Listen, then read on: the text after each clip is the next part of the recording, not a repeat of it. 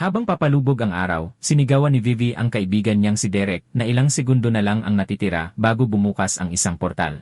Ipinaalala niya rito na kapag nasa loob na siya ng portal, ilang minuto lang ang mayroon siya para iligtas ang lahat. Sa huling sandali, inulit niya na hindi siya dapat nasa loob ng portal kapag nagsara ito.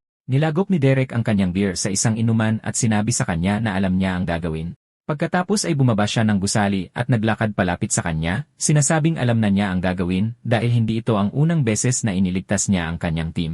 Inactivate niya ang kanyang kapangyarihan at sinabi sa kanya na madali lang ang misyon dahil naging routine na ito para sa kanya. Sa sandaling iyon, tuluyang bumukas ang portal at naghanda si Derek na pumasok dito. Pumasok siya sa portal at napadpad sa isang nagliliyab na mundo. May makikitang taong sugatan sa lupa, at umuungol ang mga halimaw, ipinapakita ang kanilang panginibabaw at kapangyarihan. Nakakita siya ng isa pang taong sugatan at sinubukang iligtas ito habang nagsisimulang palibutan sila ng mga halimaw. Nahirapan siyang iligtas ang tao. Makalipas ang mga dekada, si Derek at ang kanyang magulong sarili ay minumulto pa rin ng mga alaala ng nangyari noong araw na iyon. Dapat sana ay isang simpleng misyon lamang, ngunit pagkatapos ng maraming taon ng pagmaster sa system ng mag-isa, alam na niya ngayon na mas mabuting huwag nang subukang tumulong sa mga tao. Pagkatapos ay bumalik ang kanyang alaala sa nakaraan noong nakarating siya sa portal na yon. Dahil hindi na kayang hawakan ni Vivi ang portal, nagmadali ang iba na lumabas habang ang natira ay nakipaglaban sa mga halimaw. Isa siya sa pinakamalakas na system user sa planeta, at dahil dito, inakala niyang maililigtas niya ang lahat. Habang patuloy siyang nakikipaglaban sa mga halimaw, sinabi sa kanya ng isa sa mga adventurer na nagsasara na ang portal at kailangan nilang magmadali. Gayunpaman, nanatili siyang determinado na iligtas ang lahat at nagawang labanan ang sapat na mga halimaw para makagawa ng daan.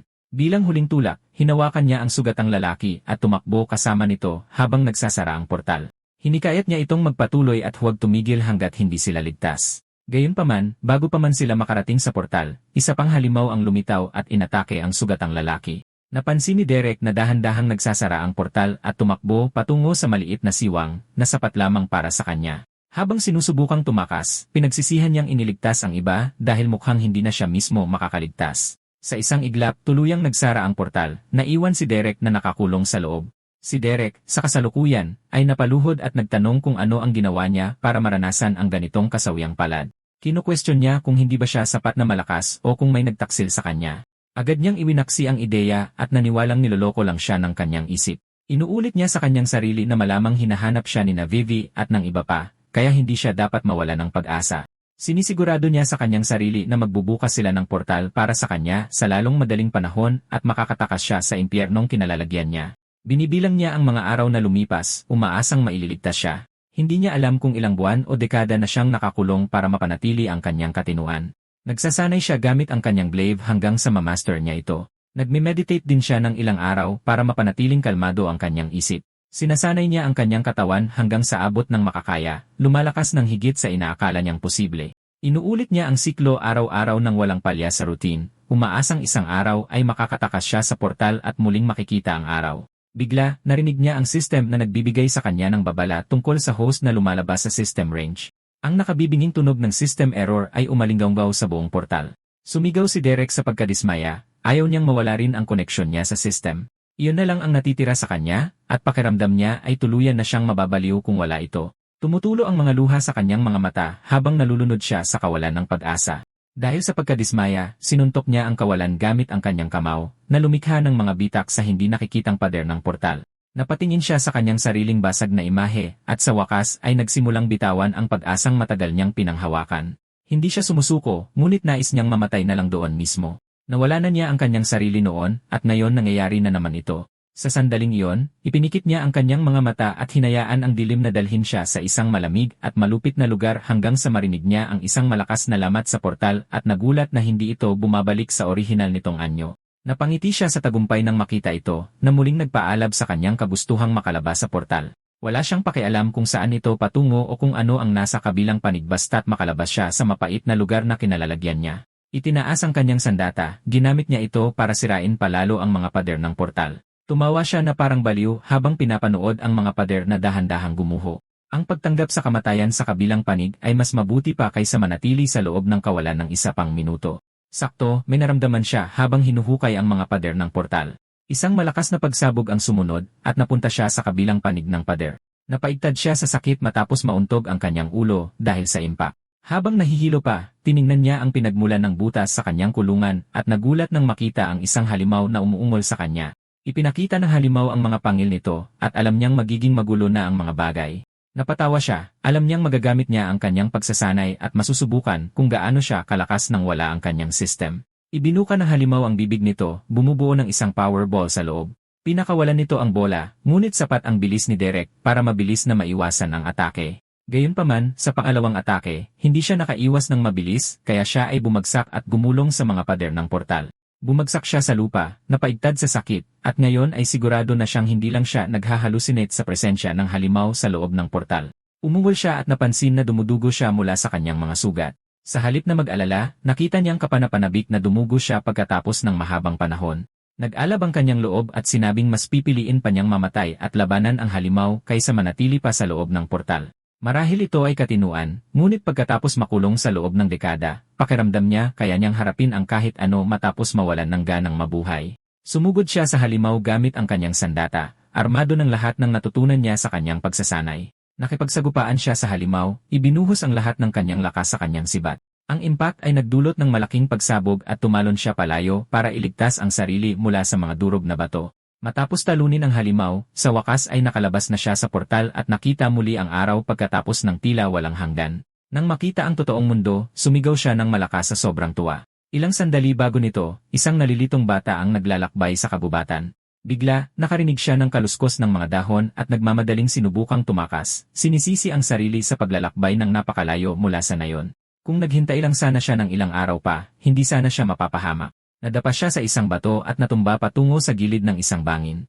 Isang halimaw na lobo ang humahabol sa kanya, at nanginginig siya sa takot, alam na ito na ang maaaring katapusan niya. Gumuho ang bangin sa ilalim niya, at nahulog siya patungo sa kanyang kamatayan. Tumalo ng halimaw na lobo para habulin siya, ipinapakita ang mga pangil, determinadong kagatin siya. Sumigaw siya para humingi ng tulong, umaasang may makakarinig sa kanya. Ilang sandali pa, nahulog siya sa tubig ngunit nagawang lumangoy papunta sa pampang. Nakuha ang kanyang atensyon ng isang kakaibang lamat sa kalangitan, na sinundan ng nakasisilaw na liwanag at isang tilamsik sa dagat. Nanginig ang bata sa nakita si Derek, na pinaniniwalaan niyang demonyo base sa magulo nitong hitsura. Bigla, binalaan siya ng kanyang system na may na-detect na isang invading system, at nakaramdam si Derek ng banta, habang sinusubukan niyang tumakas mula sa nalalapit na panganib. Napadpad si Derek sa pampang. Samantala, isang halimaw na lobo ang nakakita sa kanya habang siya ay walang malay. Napanaginipan ni Derek noong nakulong siya sa portal ng napakatagal, hinubaran at inunat hanggang sa maging mga basag na piraso na lang siya na lumulutang sa kawalan. Iniisip niya kung ang kanyang buhay bago siya nakulong, ang kanyang system, at ang kanyang tahanan ay nawala na ba lahat ngayon, o kung lahat ba yon ay isang panaginip lang. Nagbalik ang kanyang kamalayan sa kasalukuyan nang may kumakagat-kagat sa kanya.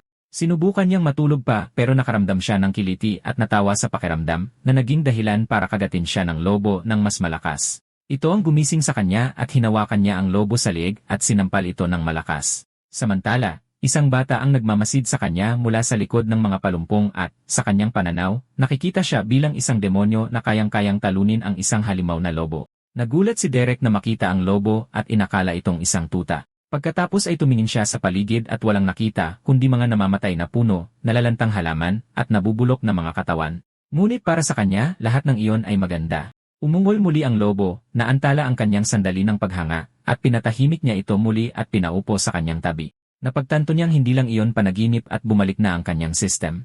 Pero nang tingnan niya ito, napansin niyang iba ito sa kanyang lumang system at nawala na ang kanyang mga achievement at skill. Para subukan ito, sinubukan niyang i-activate ang kanyang energy slash na dapat maglabas ng isang alon ng enerhiya mula sa kanyang talim. Ngunit sa kabila ng pag-indayog ng kanyang sandata, hindi nag-activate ang skill. Naalala niya ang error message na narinig niya kanina na bumabanggit ng isang invading system at iniisip kung nangangahulugan ba yon na may dalawang system mula sa simula o kung ang kanyang lumang system ay kahit paano ay napagsama sa bago. Habang patuloy na kinakagat-kagat ng lobo ang kanyang braso, iniisip niya kung paano siya nakalabas sa portal at kung nasaan siya. Habang malalim siyang nag-iisip, nakarinig siya ng kaluskos mula sa gubat at nagulat nang makita ang isang batang nakaluhod na nagmamakaawa, humihiling na huwag siyang saktan dahil sinusubukan lang niyang hanapin ang daan pauwi. Nagulat si Derek na takot sa kanya ang bata at iniisip na mukha siyang demonyong kumakain ng tao. Nalilito, Tinanong niya kung ano sa kanya ang mukhang ganoon, pagkatapos ay ngumiti na may kumikinang na asul na mga mata habang patuloy na kinakagat ng lobo ang kanyang braso, walang kamalay-malay sa kung gaano siya kadelikado tingnan. Tumahol ang lobo sa bata at agad itong pinagalitan ni Derek sa pagiging masamang aso na naging dahilan para isipin ng bata na baliw siya. Humingi ng paumanhin si Derek sa bata at inilahad ang kanyang kamay, ipinakilala ang sarili bilang si Derek. Nag-alinlangan ang bata ngunit ipinakilala ang sarili bilang si Thomas. Tinanong ni Derek kung anong level na siya at kung takot ba siya sa lobo. At ipinaliwanag ni Thomas na hindi pa siya 13, kaya level 0 pa lang siya at hindi pa magagamit ang system hanggang sa panahong iyon, kung saan kailangan nilang pumatay ng isang nilalang para ma-unlock ito. Nang marinig ito, tiningnan ni Derek ang lobo sa tabi niya at pinatay ito nang walang pag-aalinlangan. Nagulat si Thomas at sinabing alam ni Derek mula pa sa simula na hindi alaga ang lobo at pinaglalaruan lang niya ito dahil sa pagkabagot habang pinoprotektahan siya. Tiningnan ni Derek ang kanyang system at nakitang na-unlock na ito, na itinaas siya sa level 1 at nakuha niya ang titulong Giant Slayer para sa pagpatay sa isang nilalang na higit sa 50 level na mas mataas, na nagbigay sa kanya ng 2 skill point at 282 experience na labis niyang ikinatuwa.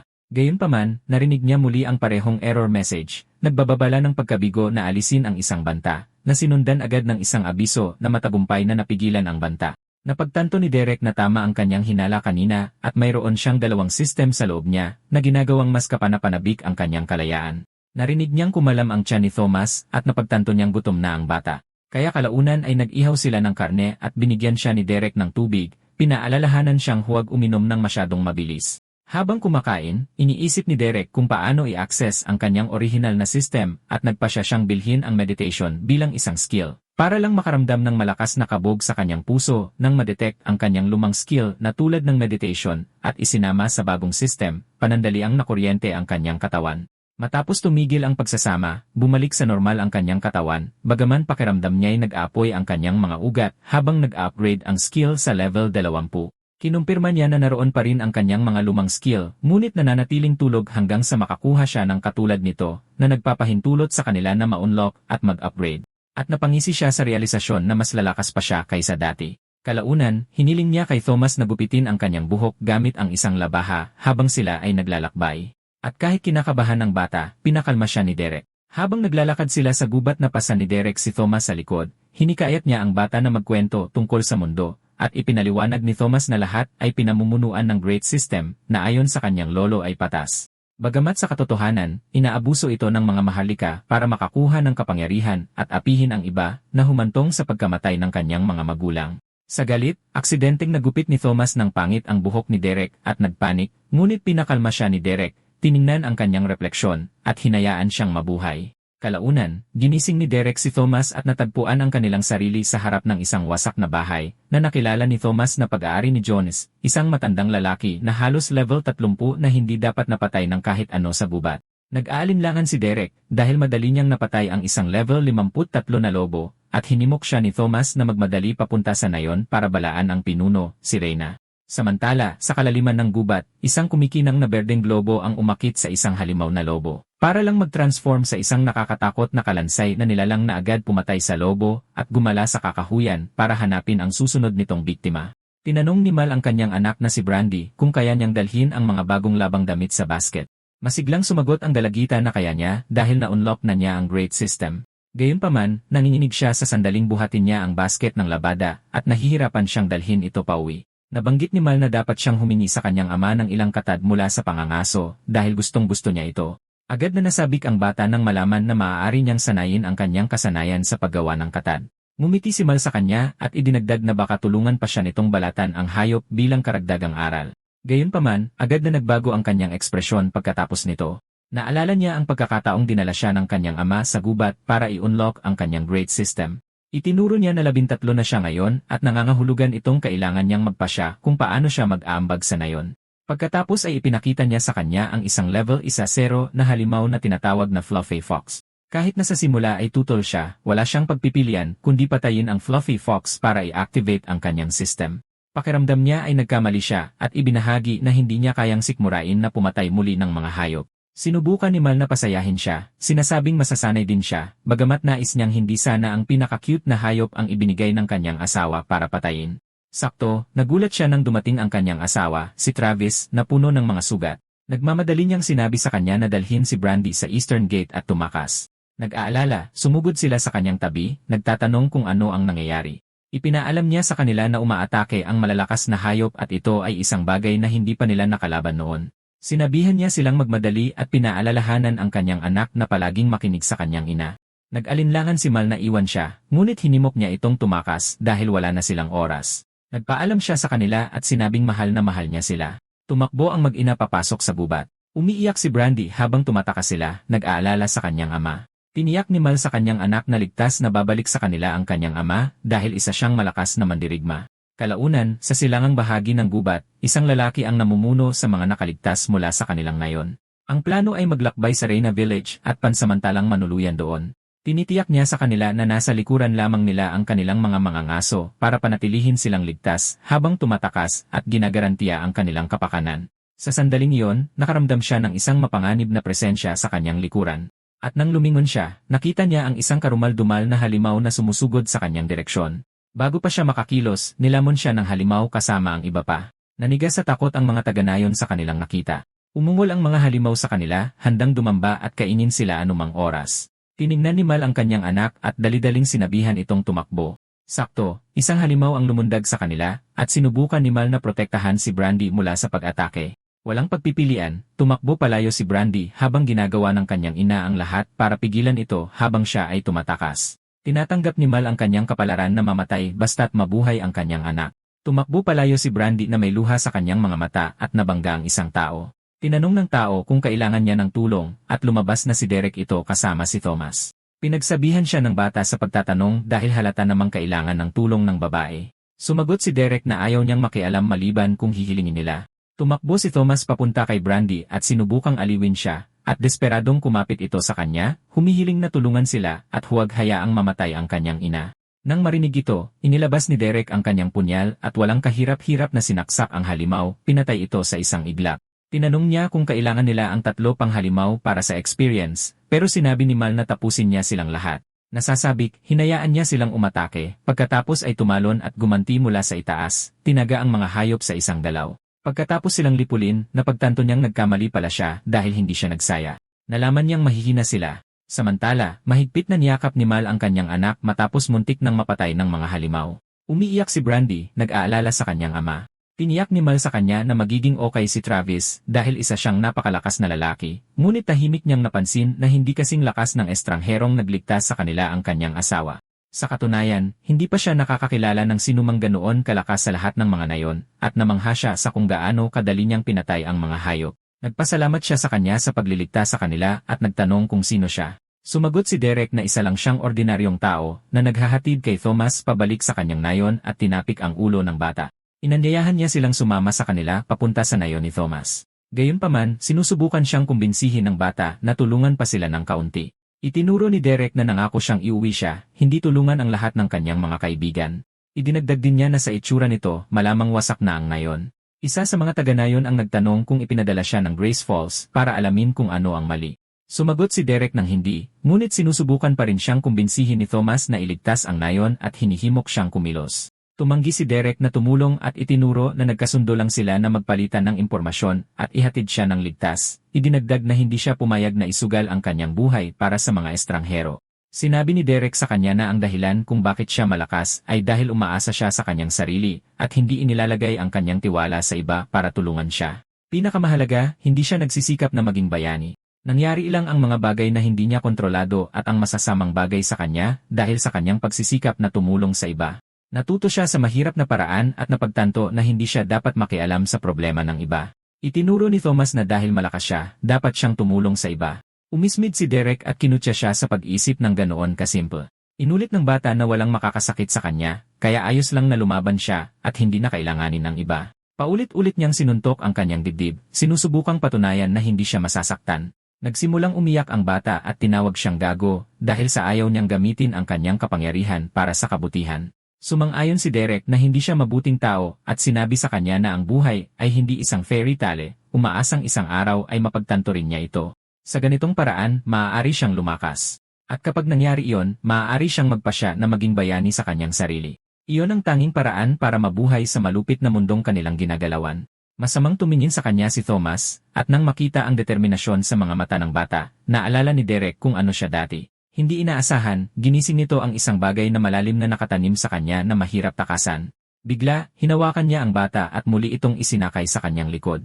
Nalilito si Thomas sa kanyang mga ginagawa at nagtanong kung ano ang ginagawa niya. Sumagot si Derek na ililigtas nila ang nayon.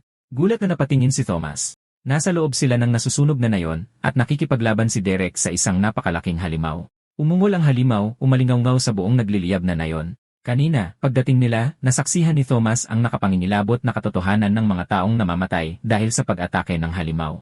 Alam niyang gusto ni Derek na makita niya ang katotohanan at matuto mula rito. Sinabi sa kanya ni Derek na ang nakikita niya ay ang kahihinatnan ng pagiging mahina. At doon napagtanto ng bata na hindi ito isang rescue mission, kundi isang recovery mission. Biglang huminto si Derek at pinigilan siyang sumulong. Naghintay sila sandali, at naging alerto si Derek matapos makaramdam ng presensya sa malapit. Biglang, isang lalaki ang bumangon mula sa ilalim ng isang malaking bato. Agad niya itong nakilala bilang pinuno ng nayon. Sinubukan siyang pigilan ni Derek, ngunit nagmamadaling lumapit si Thomas sa pinuno. Pagkatapos ay napansin niya ang ama ni Brandy, na malubhang nasugatan matapos makipaglaban sa mga halimaw. Huling hininga na ng lalaki, at alam ni Leon na huli na ang lahat para kay Travis. Nagtanong si Derek kung mayroon silang healer na makakatulong sa kanya.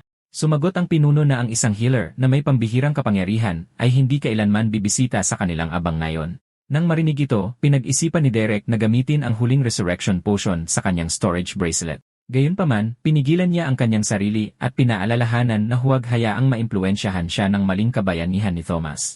Sa halip na gamitin ang potion, ginawa niya ang tanging magagawa niya at tinulungan silang magpaalam sa huling pagkakataon. Kalaunan, iniyakan ni Mal at Brandy ang pagkamatay ni Travis. Tumatakbong lumapit si Brandy sa kanyang ama at nagmakaawang huwag silang iwan. Inabot ni Travis ang kanyang mukha, sinabihan siyang magpakatatag para sa kanyang ina, at sinabing mahal niya ito sa huling pagkakataon. Humagulgol si Brandy sa paghati. Pagkaraan ng ilang sandali, sinabi sa kanila ni Derek na kailangan nilang umalis sa lalong madaling panahon dahil hindi ligtas ang lugar. Nakita niyang umiiyak si Thomas at sinubukang aliwin, sinabing hindi ito madali ngunit masasanay rin siya. Negatibo ang naging reaksyon ni Leon at hinarap si Derek. Tinanong kung sino siya at sinabing hindi dapat ganoon ang pakikipag-usap sa bata. Ipinunto niya na hindi taga-nayon nila si Derek at kinuwestiyon kung bakit siya nananatili kasama si Thomas. Pumagit na ang bata sa kanila, sinabing hindi naman lubos na mali si Derek at naiintindihan niya ang ibig nitong sabihin. Isang araw ay hindi na umuwi ang kanyang mga magulang at kahit mahirap, sinusubukan niyang masanay. Inaamin niyang naiinggit siya dahil hindi man lang siya nakapagpaalam sa kanyang pamilya. Naglalakad sa likuran niya ang mga nakatatanda habang nagmumuni-muni siya sa buhay. Samantala, tiningnan ni Derek ang kanyang system notifications at natuklasang nag-level up siya mula sa mga halimaw na pinatay niya kanina. Pinahintulutan siya ng system na pumili ng isang class. Nag-isip siya kung maaari niyang piliin ang parehong class tulad ng dati at nalamang mas pambihira ang mga pagpipilian kaysa sa mga luma. Binasa niya ang mga ito, kabilang ang Shadow Brawler, Epic Hero, at Eternal Guardian. Nag-alinlangan siya hanggang sa makita niya ang pagpipiliang maging kampiyon ng Void na nagpanginig sa kanya. Napagtanto niyang magiging bahagi niya ang Void at hindi na siya kailanman makukulong dito muli. Naaalala ang kadilimang dinanas niya noon, tinanggap niya ang class at pinili ito. Nagliwanag ang kanyang katawan na ikinagulat ni Leon at Thomas. Binalaan ng pinuno si Thomas na lumayo habang sumasailalim si Derek sa pagbabagong anyo. Sa loob, nagkaroon si Derek ng mga bagong skill tulad ng Channel at Void Call. Agad niyang ginamit ang Void Call, nagpakawala ng napakalakas na kapangyarihan na kahit ang pinuno ay hindi makapaniwala. Nakita ni Mal at Brandy ang biglaang paglakas ng kapangyarihan mula sa malayo. Gayunpaman, habang nagiging stable ang enerhiya, isang Void Beast ang lumabas mula sa isang bitak sa Void. Natulala si Leon at ang iba pa sa paglitaw ng Void Monster. Natuwa si Derek na nagkaroon siya ng sarili niyang summon. Lumabas ang halimaw sa bitak at lumapit sa kanya. Inisip niya kung ano ang itatawag sa halimaw, na pag-isipan ang pangalang Asher. Medyo mas maliit ang halimaw kaysa sa ibang mga halimaw na nakalaban niya, pero pwede na rin. Nakita siya ni Leon na nakangiti at nagtaka kung alam ba niya kung ano ang Void Monster, bago mapagtanto na ang kakaibang lalaki sa harap nila ay mukhang kayang kontrolin ang halimaw. Sinubukan ni Derek na utusang umupo ang halimaw. Gayunpaman, sa gulat ng lahat, inatake siya nito at inihagis sa kabilang dulo ng gubat. Nag-aalala, sinubukan siyang tingnan ni Thomas, ngunit muli siyang pinigilan ng pinuno. Nadismaya sa kanyang alaga, nagpasya si Derek na tapusin ito dahil sa hindi pagsunod sa kanyang utos. Sinabi niya kina Leon at Thomas na umalis para sa kanilang kaligtasan at para hindi na siya magpigil. Inutusan niya ang kanyang system na kilalanin ang halimaw, ngunit walang nakuha na impormasyon ang bagong system tungkol dito. Naalala ang unang Void Monster na nakaharap niya, sinabi niya sa sarili na malamang mahirap kalabanin ang halimaw sa harap niya. Kung gusto niyang manalo, hindi dapat magkaroon ng puwang para sa pagkakamali. Sumugod siya sa halimaw at direktang nilabanan ito. Sa kanyang pagkagulat, hinarang nito ang kanyang atake gamit lamang ang palad nito. Pagkatapos, sa isang iglap, pinalipad siya nito sa himpapawid at muling inihagis bago pa man niya mabawi ang kanyang balanse.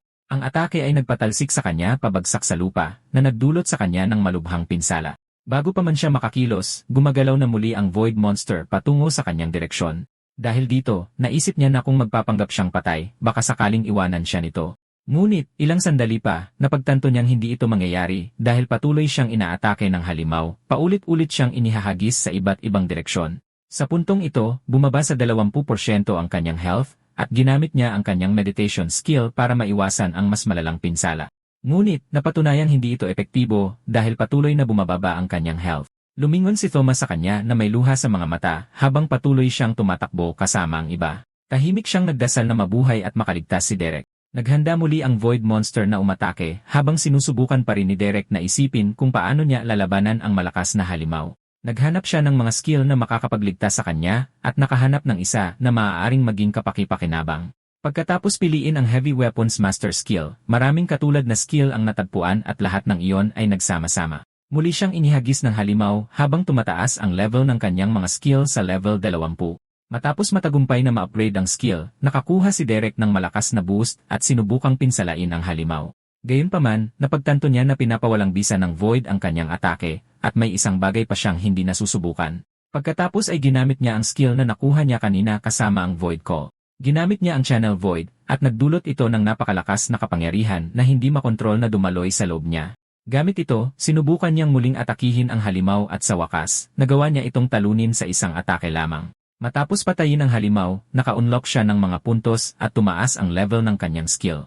Sa ibang lugar, kumatok ang isang mayordomo sa pinto ng kanyang amo at nagulat na may na-detect na Void Beast. Naging interesado ang babae at inutusan siyang magpadala ng isang hunter para mag-imbestiga. Ligtas na nakarating sina Leon at ang iba pa sa kanilang taguan sa gubat. Nagtanong ang mga taga-nayon kung maaari na ba silang umuwi matapos ang pag-atake ng halimaw at tingnan ang kanilang mga kapamilya, ngunit nahirapan si Leon magpaliwanag at napaluha. Sa masakit na boses, sinabi niya sa kanila na wala nang babalikan at nabigo siya bilang kanilang pinuno. Sobrang hiya niya kaya't hiniling niyang sanay na matay na lang siya kasama nila. Gayunpaman, sinabi sa kanya ni Derek na hindi niya dapat masyadong sisihin ang sarili. Nagulat si Thomas na buhay pala ang lalaki at tumakbo sa kanyang tabi para yakapin siya. Binanggit ni Derek na hindi siya madaling matatalo. Nataranta si Thomas sa kanyang ginawa at bumitaw sa kanya. Lumapit si Derek kina Mal at Brandy at humingi ng paumanhin sa kanilang pagkawala. Bago siya umalis, inilagay niya ang katawan ng asawa nito sa kanyang storage bracelet at itinago para mabigyan ng maayos na libing. Nagulat sa kanyang kabaitan, pinasalamatan siya ni Mal sa kanyang ginawa dahil malaking bagay ito para sa kanila. Tahimik lang na tumango si Derek bilang pagkilala sa kanyang pasasalamat. Pagsapit ng gabi, nagtipon sina Leon at ang iba pa para pag-usapan ang nangyari kanina. Nagtanong si Leon tungkol sa Void Monster kanina at sinigurado ni Derek sa kanila na talo na ang nilalang. Inaamin niya na nahirapan siya noong una, ngunit nang mapagtanto niya kung ano ang kailangan niyang gawin, naging hindi na siya mapigilan. Gayunpaman, pinagdudahan ito ni Thomas dahil minsang ikinuwento sa kanya ng lola niya ang tungkol sa mga Void Monster para hindi siya magpagala-gala mag-isa sa gubat at naniniwala siyang malapit pa rin ito at nagpapagaling. Naalala ang nangyari, sumang-ayon si Mal kay Thomas, idinagdag na hindi pa siya nakakatagpo ng sinumang nanalo sa laban kontra sa ganoong nilalang. Sinubukan ni Derek na baliwalain ito para manatiling low-key at umaktong parang wala lang. Kinabukasan, ginising ni Mal ang lahat at sinabihan silang magpatuloy sa paglalakbay para makarating sila sa Reyna Village bago magtakip silim. Habang naghahandang umalis, naramdaman ni Derek na may humihila sa kanya at nakita si Brandy. Nahihiya, tinanong niya kung maaari siyang bigyan ng ilan sa mga hayop na itinatago niya sa kanyang bracelet. Pumayag siya at kumuha ng isang maliit na halimaw mula sa kanyang imbakan at ibinigay ito sa kanya. Nagtataka, tinanong niya kung bakit niya ito gusto. Ikinuwento niya ang panahon kung kailan sa wakas ay nagising ang kanyang system at ang ngiti sa mukha ng kanyang ama habang tinuturuan siya ng leatherworking. Isang luha ang pumatak mula sa kanyang mata habang sinasabi niya na gusto niyang gumawa ng baluti para sa nayon, para maipagmalaki siya ng kanyang ama at matiyak na walang masasaktan muli. Nang makita kung gaano siya nasasaktan, hindi maiwasan ni Derek na maawa sa kanya. Kaya inalok niya siya ng mas maraming hayop kung kailangan niya. Tinapik niya ang ulo ng bata at napagtantong marahil hindi niya kayang gawin ang lahat ng mag-isa. Kalaunan, nakarating na rin ang mga taga-nayon sa Reyna Village. Kinausap ni Mal ang bantay pinto na ayaw silang papasukin dahil hindi sila kilala at walang tamang pagkakakilanlan. Nadismaya, hiniling niya na tawagin si Reyna, ngunit tumanggi pa rin ito, sinabing ayaw niyang iwanan ang kanyang pwesto. Samantala, tinanong ni Derek si Leon kung wala ba siyang sasabihin dahil siya ang pinuno. Sumagot ang matanda na hindi siya karapat-dapat tawaging pinuno dahil wala na siyang nayon at wala siyang ibang masisisi kundi ang kanyang sarili. Patuloy na nagmakaawa si Mal sa bantay pinto na papasukin sila, binabanggit ang graceful decree. Nagalit, humakbang si Derek at idineklara na sisirain na lang niya ang pader para makapasok ang mga taga-nayon. Hinamon siya ng bantay pinto na gawin ito, tiwalang hindi masisira ang pader, at nag-alok pa na turuan sila ng leksyon dahil halatang kulang sila sa edukasyon. Nang makitang malapit ng magalit si Derek, pinaalalahanan siya ni Mal na hindi sulit ang pagpatay sa isang maharlika at lalo lang nitong palalalain ang sitwasyon. Sakto namang bumukas ang tarangkahan at iniluwa si Reyna, ang pinuno ng nayon, kasama si Ace, ang bunsong anak ni Walt Graceful.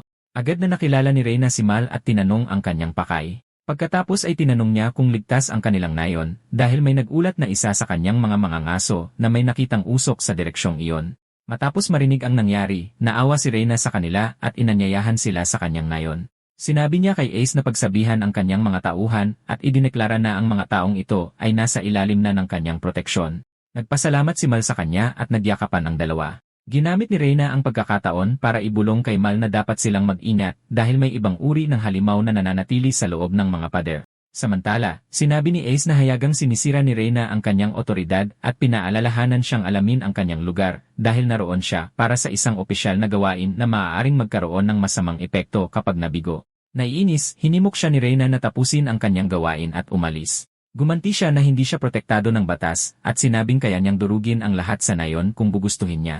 Nagduda si Reyna rito, alam na magdudulot ito ng kahihiyan sa kanyang pamilya at hindi mag-aatubili ang kanyang ama na pagsabihan siya. Samantala, napagtanto ni Derek na maaari na niyang tapusin ang kanyang kontrata kay Thomas dahil naibalik na niya ito sa kanyang mga kababayan. Gayunpaman, pinag-isipan niyang manatili ng kaunti pa para matuto pa tungkol sa mundo sa halip na magpagala-gala lang sa gubat.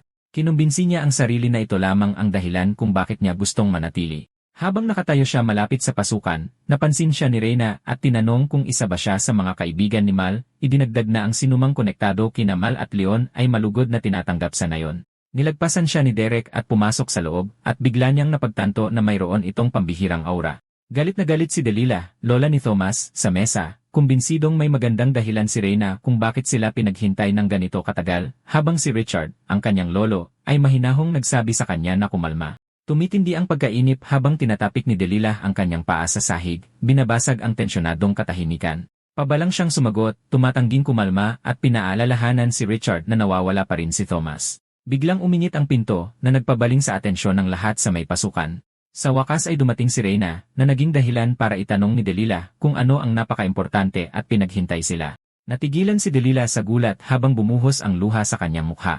Halos hindi makapaniwala sa nakikita, pumasok si Thomas sa silid ng buong bilis, sumisigaw para sa kanyang mga lolo't lola habang tumatakbo papalapit sa kanila. Dahil sa sobrang emosyon, nahirapang magsalita si Delilah habang inaabot siya ng kanyang apo. Tuluyan siyang napahagulgol, pinupunasan ang mga luha habang sa wakas ay nakaramdam ng ginhawa. Mahigpit na nagyakapan ang tatlo sa sahig habang sinasabi ni Richard kay Thomas na namiss nila siya. Pumasok si Reyna sa silid kasama sina Derek at Leon, bahagyang nagbibiro kung sapat na ba ang pagdala kay Thomas bilang mahalagang bagay. Mahigpit na yumakap si Thomas sa kanyang mga lolo't lola habang tahimik na nanonood si Derek, isang bahagyang ngiti ang gumuhit sa kanyang mukha habang nawawala ang tensyon. Inanyayahan ni Reyna ang lahat na maupo habang dahan-dahang tumatahimik ang silid. Nagtipon ang grupo sa paligid ng mesa habang inanunsyo ni Reyna na may mahalaga silang pag-uusapan. Formal niyang kinausap si Derek matapos marinig mula kay Mal na siya ang dahilan kung bakit buhay pa ang lahat mula sa nayon ni Leon. Ipinahayag ni Reyna ang kanyang pasasalamat, kinikilala ang panganib na sinuong ni Derek para protektahan ang kanilang mga tao. Samantala, nagkaroon ng mahalagang sandali si Thomas kasama ang kanyang mga lolo't lola sa kanilang muling pagkikita. Binaliwala ito ni Derek bilang tugon kay Reyna, isinantabi ang papuri at iginiit na ginawa lang niya ang dapat gawin. Mariing sumalungat si Reyna, sinabing ang pagprotekta sa sariling mga tao ay tungkulin ng isang pinuno. Tumiim ang kanyang ekspresyon habang nagpapahiwatig na mayroon pang dapat pag-usapan. Nilinaw niya na wala siyang mayaalok na anumang bayad kung iyon ang inaasahan niya. Inamin na gipit na ang nayon habang nakatingin sa isang maharlika sa labas na kaswal na nakaupo at humihingi ng isa pang inumin mula sa isang taga-nayon.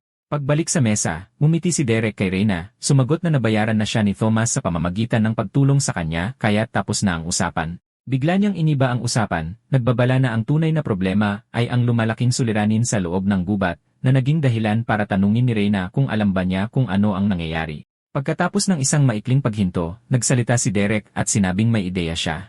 Habang nag-iisip, ikinumpara niya ang sitwasyon sa kanyang lumang system at nakilala ang isang pamilyar na pattern at mahinahong napagtanto na ang kinakaharap nila ay isang dungeon break. At ang implikasyon nito ay bumalot sa silid habang lumitaw ang imahe ng isang dungeon. Ipinaliwanag ni Derek na ang mga dungeon ang bumubuhay sa mismong system. Nagsisilbi silang pinagkukunan ng kayamanan, kapangyarihan, at patuloy na panganib na humuhubog sa mundo sa pamamagitan ng panganib at gantimpala. Ang bawat dungeon ay isang sariling mundo na nilikha ng system para subukin, pahirapan, at palakasin ang mga may sapat na lakas ng loob na pumasok. Upang mapanatili ang balanse, tanging mga adventurer na mas mababa sa isang partikular na level ang pinapayagang pumasok, tinitiyak na ang hamon ay nananatiling patas at nakamamatay. Ngunit kapag nagkamali ang system at napabayaan ang isang dungeon, hindi ito nananatiling tulog, sa halip, lumalala ito, sumasabog palabas at nagpapakawala ng purong kaguluhan. Kapag nasira ang isang dungeon, direktang lumalabas ang mga halimaw sa mundo, at ang masamang enerhiya nito ay nagsisimulang mahawaan ang mga kalapit na lupain. Ikinatwiran ni Reyna na kung nabuo ang isang dungeon, dapat ay matagal na itong na-detect, na ginagawang imposible ang pagkakaroon nito. Sinalungat ni Derek ang palagay na yon, itinuturo na walang pumipigil sa pagbuo ng mga bagong dungeon. Bagamat bihira, sumingit si Richard na hindi naman bago ang paglitaw ng mga bagong dungeon, lalo na kung isa ang lumitaw sa loob ng isang hindi pa natutuklasang gubat kung saan ilan lang na adventurer ang pumupunta. Naging tensyonado si Richard nang mapagtanto niya, inaamin na ang teoryang iyon ay magpapaliwanag sa lahat ng nangyayari sa ngayon. Pinilit ni Reyna si Richard at ipinaliwanag nito na kahit tila imposible, ito lamang ang tanging konklusyon na may katuturan. Itinuro ni Reyna ang mapa at tinanong si Derek kung saan siya galing, ngunit tumanggi siyang sumagot at iminungkahi na ayusin na lang agad ang problema ngayong may ideya na sila kung ano ito. Habang papalabas ng silid si Derek, iminungkahi rin niya na baka kayang hawakan ng maharlika sa labas ang sitwasyon, na lalo lang nagpapatibay sa ideya na hindi nagkataon lamang ang kanilang presensya rito. Biglang huminto si Reyna at sinabihan siyang maghintay, kinikilala ang lakas ni Derek at inamin na wala silang mayaalok sa kanya. Ipinatong ni Reyna ang kamay sa kanyang dibdib at direktang tinanong si Derek kung maaari niya silang tulungan. Dahan-dahang huminga ng malalim si Derek, nagpakawala ng isang pagod na buntong hininga habang pinag-iisipan ang kanyang kahilingan. Nang hindi lumilingon, binuksan ni Derek ang pinto at tuwirang tumanggi, sumagot ng isang simpleng hindi. Tahimik na nakaupo si Thomas sa bangko, nakayuko na may magkahalong at hindi mapakaling ekspresyon. Tinawag ni Derek si Thomas at sinabihang sumama sa kanya, na naging dahilan para mapatingala ang bata sa gulat. Habang papunta si Derek sa pinto, iniisip niyang hanapin si Brandy at dalhan pa ito ng mga balat ng hayop. Sumara ang pinto sa likuran nila nang may malakas na tunog na nag-iwan ng katahimikan sa silid. Lumingon si Reyna kay Richard habang inaamin nitong tama si Derek. Sinabi ni Reyna na hindi kailangang maging prangka si Derek tungkol dito at iginiit na dapat silang magpasya kung ano ang gagawin ng mabilis. Tinawag niya si Leon at sinabing siya ang pinakamatagal na nakasama ni Derek. Hiningi ni Reyna ang tapat na opinyon ni Leon ngayong nakaalis na si Derek. Nanahimik siya, nakatingin sa malayo habang pinag-isipan ang tanong. Inamin ni Leon na hindi niya alam, pagkatapos ay sinimulang ilarawan si Derek bilang isang taong maraming tinatanong na mga simpleng bagay at may matalas at sarkastikong dating. Muling tinanong ni Reyna si Leon kung ano pa ang kapansin-pansin kay Derek. Inihayag ni Leon na kaya pa ni Derek na magpatawag mula sa void, tensyonado ang kanyang ekspresyon habang sinasabi ito. Sa labas, naglalakad si Derek sa mga kalye ng nayon kasama si Thomas na nakasunod sa likuran. Sinuri ni Derek ang lugar at nagtanong kung nasaan si Brandy, napansin na hindi naman ganoon kalaki ang nayon. Mula sa malapit, isang matinis na boses ang sumigaw, inuutusang bumitaw ang isang tao habang nagiging marahas ang sitwasyon.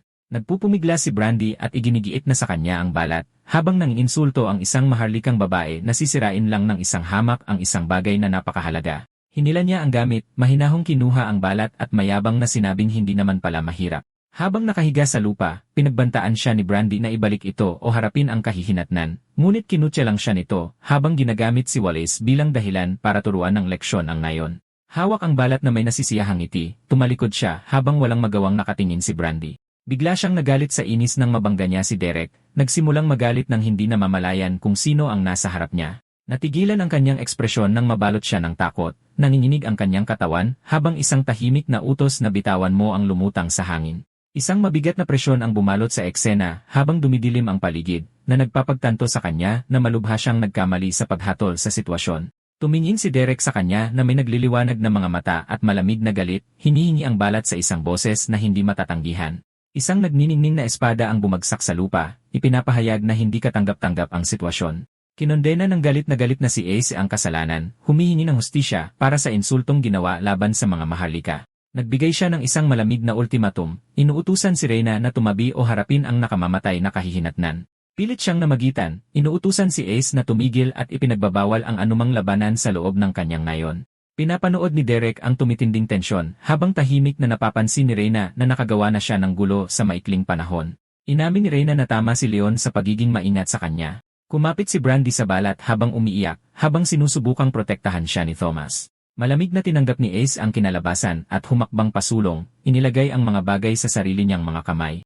Sa isang mapanlibak na kilos, hinawakan ni Derek ang braso ng maharlikang babae, pagkatapos ay ibinagsak siya sa lupa habang hindi makapaniwalang nanonood si Ace. Mahinahong sinabi ni Derek na plano niyang umalis sa nayon habang ang mga tao ay nanonood sa natigilang katahimikan. Kumapit si Thomas sa kanyang lola sa pagkabigla, hirap na intindihin ang biglaang desisyon ni Derek. Tiniyak sa kanya ni Derek na babalik siya, ipinapaalala sa kanya na makinig sa kanyang mga lolo't lola at magpatuloy sa pagsasanay. Bago umalis, ibinigay ni Derek kay Thomas ang electric shower at sinabihan siyang magsanay sa paggamit nito habang wala siya. Habang papalayo siya, binalaan niya si Thomas na huwag munang i-unlock ang kanyang system at tahimik na sumang-ayon ang bata. Huminto si Derek nang tawagin siya ni Ace, naging malamig at alerto ang kanyang ekspresyon, ngunit nilagpasan siya ni Derek at sinabing pipigilan niya ito doon mismo. Pinagbantaan niya si Ace sa mapanlibak na tono, binalaan siyang huwag nang hawakan muli ang sinuman mula sa nayon. Humakbang si Derek nang walang pag-aalinlangan at tahasang nangako na papatayin siya kung babalik pa siya. Habang tumitindi ang tensyon, tahimik na tinanong ni Ace kung sino ba talaga si Derek. Habang papalayo si Derek, naniga si Ace at ang kanyang grupo, nalulula sa bigat ng presensya niya. Nagpalitan ng tingin si Reyna at ang iba pa, nararamdaman na may maling-mali habang gumagapang ang takot sa kanila. Nagpatuloy si Derek sa paglalakad, napapalibutan ng kumakaluskos na lilang enerhiya na naglalabas ng purong takot. Biglang inutusan ni Ace si Jeff na sundan si Derek. Ang kanyang utos ay sinagot ng isang matalas na tango. Samantala, naalala ni Derek ang natutunan niya mula kay Thomas tungkol sa pagkuha ng achievement para sa pagpatay ng isang bagay na higit sa 100 na antas ang taas sa kanya. Napagtanto ni Derek na kailangan niyang pumunta sa kalaliman ng gubat kung gusto niyang makahanap ng isang bagay na sapat na malakas. Naisip niya na hindi niya dapat gawin ito ngayon dahil technically ay nasa mababang antas pa siya habang minamanmanan siya ni Jeff mula sa puno. Hinila ng mamamana ang kanyang pana, marahan na lumangit-ngit ang tali habang umaasinta siya. Umisi siya at inasar si Derek mula sa itaas, tiwala na hindi malalaman ni Derek kung sino ang umatake sa kanya. Pinakawalan ng palaso, humiwa sa hangin sa isang biglaang paglabo. Napansin ni Derek na ilang beses na siyang nag-level up, ngunit kailangan pa rin niyang maghanap ng halimaw na hindi bababa sa level 112. Lumitaw ang kanyang status screen, ipinapakita ang kanyang level, class, lubos na pinalakas na stats, at mga hindi pa nagagamit na stat points na plano niyang ipamahagi. Tuminis ang mga mata ni Derek nang maramdaman niya ang isang palaso na papalapit sa kanya sa mabilis na bilis, napansin na sa wakas ay gumalaw na si Jeff matapos siyang buntutan ng higit sa 1 oras habang mahinahon niyang iniiwasan ang atake. Binuksan ni Derek ang kanyang status menu at nagsimulang maglaan ng mga puntos sa maraming stats ng sabay-sabay. Maraming mga achievement ang sunod-sunod na na-trigger na ikinagulat ni Derek habang ginagantimpalaan siya ng system ng mga libreng skill. Nagpanik si Jeff nang sumablay ang kanyang tira, hirap na maunawaan kung paano ito naiwasan ni Derek. Kumbinsido na hindi siya napansin ni Derek, binaliwala niya ang sablay at naghanda ng isa pang tira. Humiwa ang palaso sa hangin patungo kay Derek na may nakamamatay na bilis. Basta na lang niyang sinampal ang palaso. Tumitig ang kanyang matalas na mga mata habang ipinapakita na nasa kalagitnaan siya ng pagpili ng bagong skill. Natigilan si Jeff sa gulat, hindi maunawaan kung paano nakakilos si Derek sa tamang oras. Walang pag-aalinlangan, umikot siya at tumakbo sa kabilang direksyon. Paulit-ulit siyang tumalon sa mga tuktok ng puno, mabilis na tumatakas mula sa kanyang biktima. Nagpanik si Jeff, napagtanto na tinutugis siya ng isang bagay na mas malakas pa sa kanya. Sa gitna ng habulan, biglang lumitaw si Derek sa harap niya at pinag-iisipan kung pipiliin ang Magic Resistance o Stone Skin. Sumalpok si Jeff sa puno kung nasaan si Derek at agad na nagbago ng direksyon. Sumugod si Derek palapit habang sumisigaw si Jeff sa takot, desperadong sinusubukang tumakas. Desperado siyang kumapit sa isang sanga at yumuko sa sanga ng puno, inihahanda ang sarili para sa kanyang susunod na galaw. Umungol si Jeff at pinakawalan ang kanyang atake pataas, nagpaputok ng mga palaso sa lahat ng direksyon. Isang ulan ng mga palaso ang bumagsak sa mga dahon patungo kay Derek sa ibaba habang tinatawag niyang walang kwenta ang kanyang dalaw. Malakas na winasak ng mga palaso ang mga sanga, humiwa sa mga puno na may pasabog na lakas. Humihingal si Jeff habang tumitingin sa paligid, hindi sigurado kung tumama ang kanyang huling atake. Sumabog ang puno na may mga debris at usok habang humuhupa ang impact, hindi malinaw ang resulta. Mahinahong nakaupo si Derek sa isang sanga sa itaas niya, ipinapakita na bahagya niyang naiwasan ang atake. Napagtanto ang kanyang pagkakamali, nagpanik si Jeff matapos piliin ang magic resistance ng maaga habang hinahampas ang kanyang lead. Pagkatapos, kinalagkad ni Jeff ang kanyang sarili pasulong. Pabalik sa nayon, isang galit na boses ang sumigaw ng pangalan ni Jeff at tinanong kung ano ang nangyari sa kanya. Nahuli at tinanong ni Ace ang bugbog saradong si Jeff, halos hindi makasagot habang inaamin na hindi niya ito napatay. Pasa-pasa, inamin ni Jeff na hindi niya man lang nagasgasan si Derek. Naintindihan niya ito na nag-iwan kay Ace na natulala at pansamantalang natigilan. Hiniling niya sa lahat na mag-regroup habang ibinibigay ang utos na kunin ang kanilang mga gamit at bumalik sa turret. Tinanong ng isa sa mga lalaki ang pag-atras, nagtatanong kung talagang tumatakas sila. Agad itong pinatigil ni Ace, nililinaw na hindi sila tumatakas kundi kukuha ng mga reinforcement. Samantala, lumalim si Derek sa gubat, sumusunod sa isang tahimik na sapa habang naglalakbay mag-isa. Habang naglalakad, paulit-ulit niyang ina-activate ang kanyang system ability, mahinahong kinikilala ang kanyang paligid. Tinatatakan ng system ang mga kalapit na bagay tulad ng mga puno at bato, kinukumpirma na nagle-level up ang Identify skill sa pamamagitan ng patuloy na paggamit.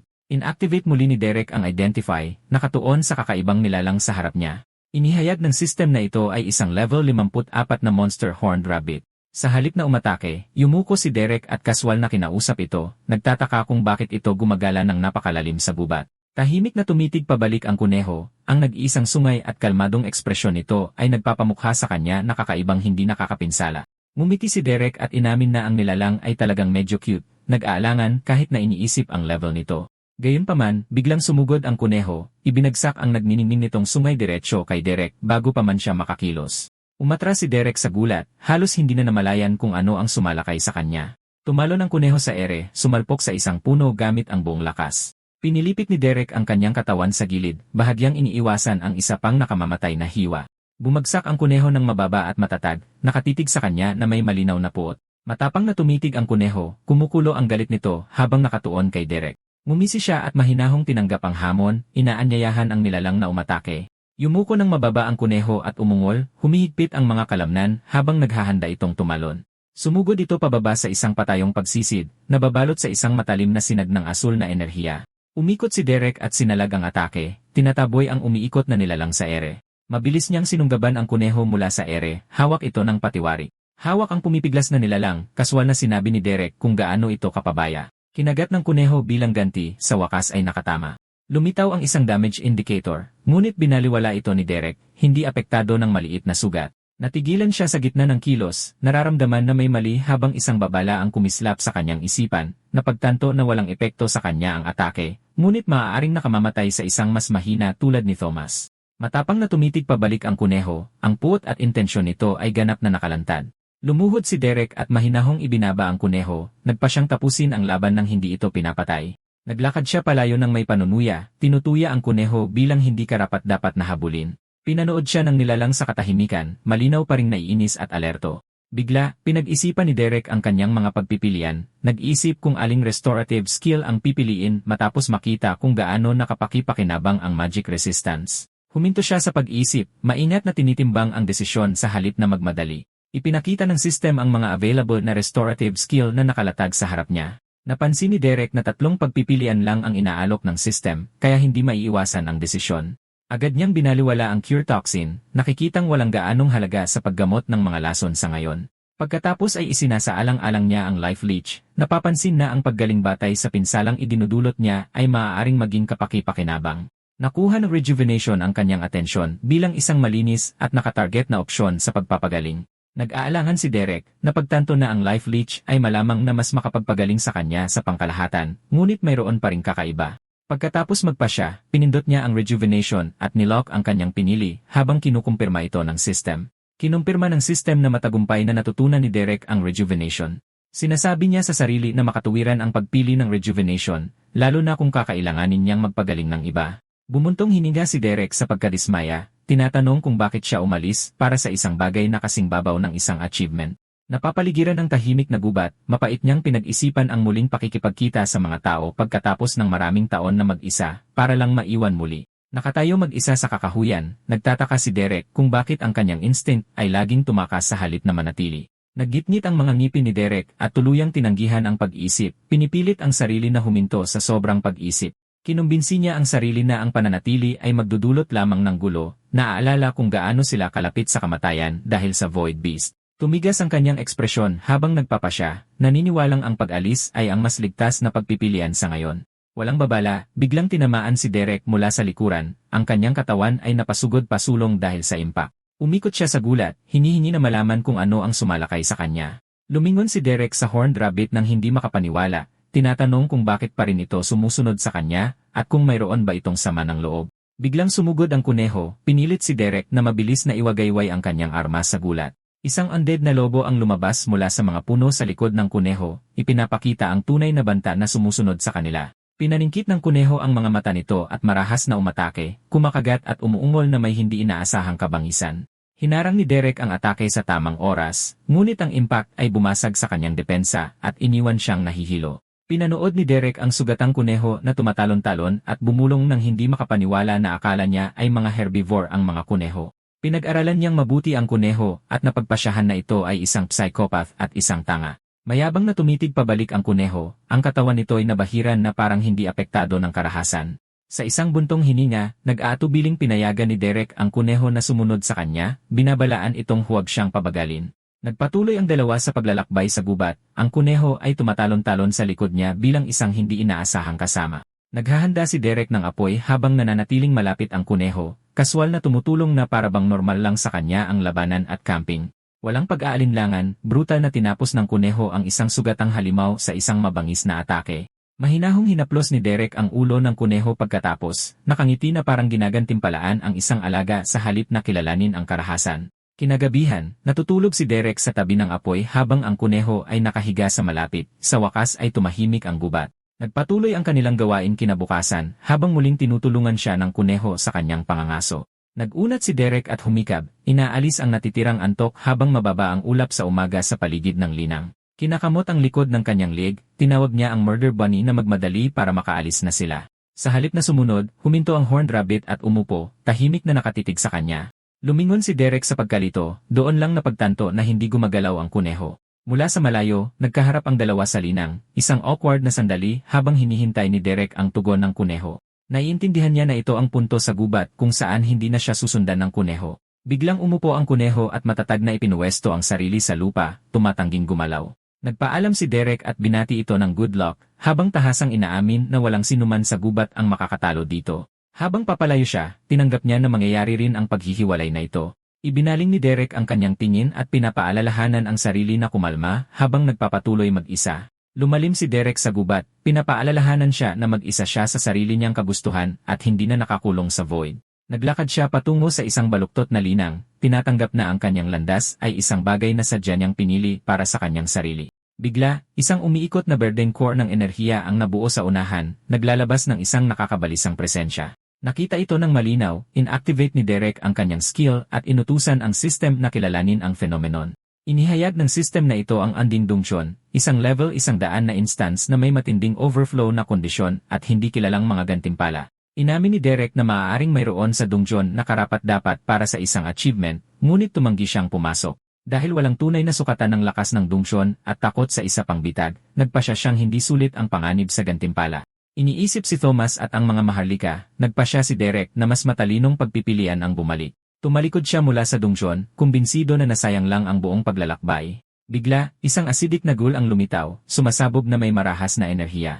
Pasa-pasa ngunit kalmado, kaswal na binati ni Derek ang halimaw, nalaman na ito ay level 115 na halimaw na naglalabas ng nakakasunog na berdeng enerhiya. Sa halip na takot, umisi si Derek at napagtanto na ito mismo ang kalaban na kailangan niya. Masyado nang matagal na kinikimkim ni Derek ang kanyang pagkadismaya, at natutuwa siyang sa wakas ay mayroon ng mapagbubuntunan nito. Kinaragahan niya ang kanyang enerhiya at hinarap ang sumusugod na halimaw. Sa isang pag-indayog ng kanyang talim, madaling natanggal ang braso ng kalaban, at ipinagyabang niya na mas marami siyang inaasahan mula sa isang bagay na higit sa level 100. Habang sinasabi niya ito, agad na bumalik ang braso ng ghoul, at ang hindi inaasahang kilos ay nag-iwan sa lalaki sa kanyang mga kamay. Walang magawang umiikot, napagtanto niya na natutunaw ang kanyang balat mula sa asid, kaya wala siyang pagpipilian kundi piliting makalaya. Tunay ngang mas malakas ang kalaban kaysa sa inaakala niya, ngunit ayos lang. Isinuot ni Derek ang kanyang system armor, handang magsaya hanggat maaari. Isang malaking demonyong kamay ang sumugod sa tao, at kahit na umiwas siya, tumama pa rin ang atake at nasira ang kanyang baluti. Nang sumunod ang isa pa at bumasag sa kanyang dibdib, isinaksak niya ang kanyang mahiwagang sibat, na nagpakawala ng isang energy blast na sumira sa dibdib ng target. Gayunpaman, hindi nito naapektuhan ang ghoul na umungol at sumugod sa kanya na may napakalakas na puwersa. Hindi nabasag ng kamay nito ang kanyang sandata, ngunit natunaw ng isang dura ng asid ang baluti at damit ng mandirigma. Hawak pa rin ang kanyang pride, tinanong ni Derek kung ito na ba ang lahat ng kayang ialok ng isang level 100 na halimaw. Tumawa siya nang may panunuya sa kung gaano ito katawa-tawa at nagsimulang kumislap sa kuryente. Lahat ng naipong enerhiya ay pinakawalan, nilalamon at tinutunaw ang buong ghoul kung saan ito nakatayo. Sa tagumpay laban sa mataas na antas na kalaban, isang bugso ng experience points ang pumasok sa kanyang katawan. Sabi na, nanatili pa rin ang asid mula sa labanan, sinisira ang paligid kasama ang kanyang natutunaw ng baluti. Nagpasya siyang itago ito sa kanyang storage hanggang sa may paayos niya ito. Dahil sira na kahit ang kanyang damit, hindi niya maiwasang pagsisihan na hindi siya bumili ng mas marami mula sa Earth dahil ang pag-isip na magsuot ng mga tunika ng mundong ito ay hindi kaakit-akit sa kanya. Ang mandirigma ay nanatili muna at 2 linggo ang lumipas matapos siyang umalis sa nayon ni Reyna. Doon, pinagpapawisan si Thomas sa sobrang pag-focus, ginagawa ang mga huling retok, at ginugupitan ang buhok ng isang tao gamit ang clippers na bigay ni Derek. Ipinakita ang salamin, nakita ng kanyang customer ang isang malinis at kasiyasyang gupit at sinabihang dalhin ang iba pa na maaaring mangailangan ng kanyang tulong. Bumuntong hininga si Brandy, hindi pa rin makapaniwala na hinahayaan ng lahat na gawin iyon ng bata sa kanilang buhok at nagbabantang binalaan siya laban sa pag-isip na gawin din ito sa kanya. Natakot, nangako siyang titigil sa pag-aalok, ngunit ang dalagita ay bumuntong hininga pa rin na may iniisip na problema. Ginawa na niya ang lahat ng kanyang makakaya sa balat na ibinigay ni Derek bago siya umalis. Dahil nagamit na niya ang mga ito hanggang sa limitasyon, kailangan niyang bumalik at magdala pa sa kanya. Ganoon din ang nararamdaman niya dahil 2 araw na ang nakalipas mula sa kanyang kaarawan, ibig sabihin ay maaari na niyang i-unlock ang kanyang system. Nahuli siya ng kanyang lolo ng palaka para gawin yon, ngunit level 7 lang ito, na mas mababa kaysa sa anumang dadalhin ng kanilang kaibigan. Sigurado ang bata na magdadala siya ng mas maganda. Kailangan niya lang maghintay. Samantala, sa nayon ni Leon, isang misteryosong lalaki ang pumasok sa teritoryo at sinuri ang mga bakas ng isang matinding labanan. Napakalaki nito na naamoy niya ang Void Beast sa kanyang mga daliri, pati na rin ang pangalawang enerhiya na pag-aari ng taong pumatay dito.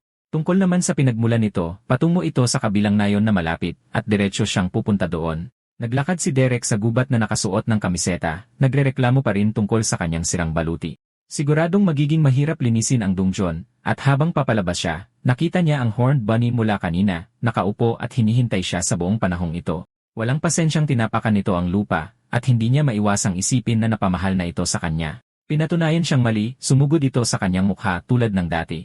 Nahuli niya ito gamit ang kanyang mga kamay, ibinabahagi kung paano niya ipinangako kay Thomas na magdadala siya ng isang mataas na level na halimaw pabalik. Kung hindi ito mag-uumpisang umayos, ito ang magiging pangunahing kandidato. Ang kanyang banta ay nagpadala ng panginginig sa likod ng kuneho. Pinayagan niya itong manatili sa kanya sa gubat, ngunit hindi niya ito mapagkakatiwalaan na hindi mananakit ng mga tao sa nayon. Sa puntong ito, wasak na ang kaisipan ng nilalang, at wala siyang magawa kundi bumuntong hininga at sumuko habang ibinababa niya ito sa lupa. Sinabihang sumunod, ipinagpatuloy ng dalawa ang kanilang maikling paglalakbay na magkasama. Dahil napagod na siyang tawagin itong bunny o idiot, nagpasya siyang bigyan ito ng bagong pangalan, isang ideya na nahihiyang itinago ng nilalang ang kanyang kasiyahan. Sa gabi, nag-iisip si Derek ng mga cute na paraan para tawagin siya, ngunit ang mga ganitong dalisay at magagandang pangalan ay hindi bagay sa kanyang malupit na kalikasan. Pinag-aralan niya ang ideya na baliw ito at sinusubukang patayin ang lahat ng nakikita, ngunit nahihirapang mag-isip ng anumang angkop. Sa wakas, nakuha niya ang perpektong isa. Mula noon, ang dating idiot bunny ay tatawaging Sylvie, ang kanyang matandang kaibigan. Sabay silang tumalon dahil maraming bagay na kailangang sungayin. 1 linggo makalipas, tumakbo sila patungo sa nayon at narating ang tulay kung saan kailangan nilang maghiwalay. Sa kasamaang palad, hindi niya ito maaaring isama sa loob dahil tiyak na sasaktan niya ang lahat doon. Kailangan niyang manatili sa gubat sa ngayon at hintayin bumalik siya agad. Iwinawagayway ang isang nahuling ardilya, nagkunwari siyang malungkot sa kanilang paghihiwalay at sinabing maaari silang maglakbay muli sa ibang pagkakataon. Gayunpaman, nakikita ni Sylvie ang ardilya bilang isang target at sumugod dito tulad ng dati. Umiiwas at pinapanood ang natumbang puno, sinabi niya sa psychopath na manatili sa gubat kahit na isinasaalang-alang ang ideya na ipapatay kay Thomas ang kuneho sa halip na ang ardilya. Nakarating si Derek sa tarangkahan ng nayon at kumaway sa bantay. Pagkatapos magpakilala at sabihin kadarating lang niya, sinabi niyang huwag nang mag-abala sa pagbukas ng tarangkahan at lumundag na lang siya paakyat sa tuktok ng pader. Habang halos madulas ang bantay sa gulat, hinila siya pabalik ng bisita para iligtas at pinuri ang kanyang bagong gupit. Dahil dito, tumalon si Derek sa loob ng nayon at agad na tinawag si Thomas, ipinaalam na nakabalik na siya. Agad na lumitaw ang bata mula sa kanto na parang naghihintay sa kanya at nakakagulat na sinundan ni Brandy na nabangga ang isang sibilyan. Naglapitan sa kanya ang dalawang bata na may walang katapusang mga kwento, ibinabahagi ang kanilang ginawa habang matagal siyang wala. Pagkatapos ay tinanong nila ang mga bagay na kailangan nila, tulad ng balat ng hayop at ang pag-unlock ng system.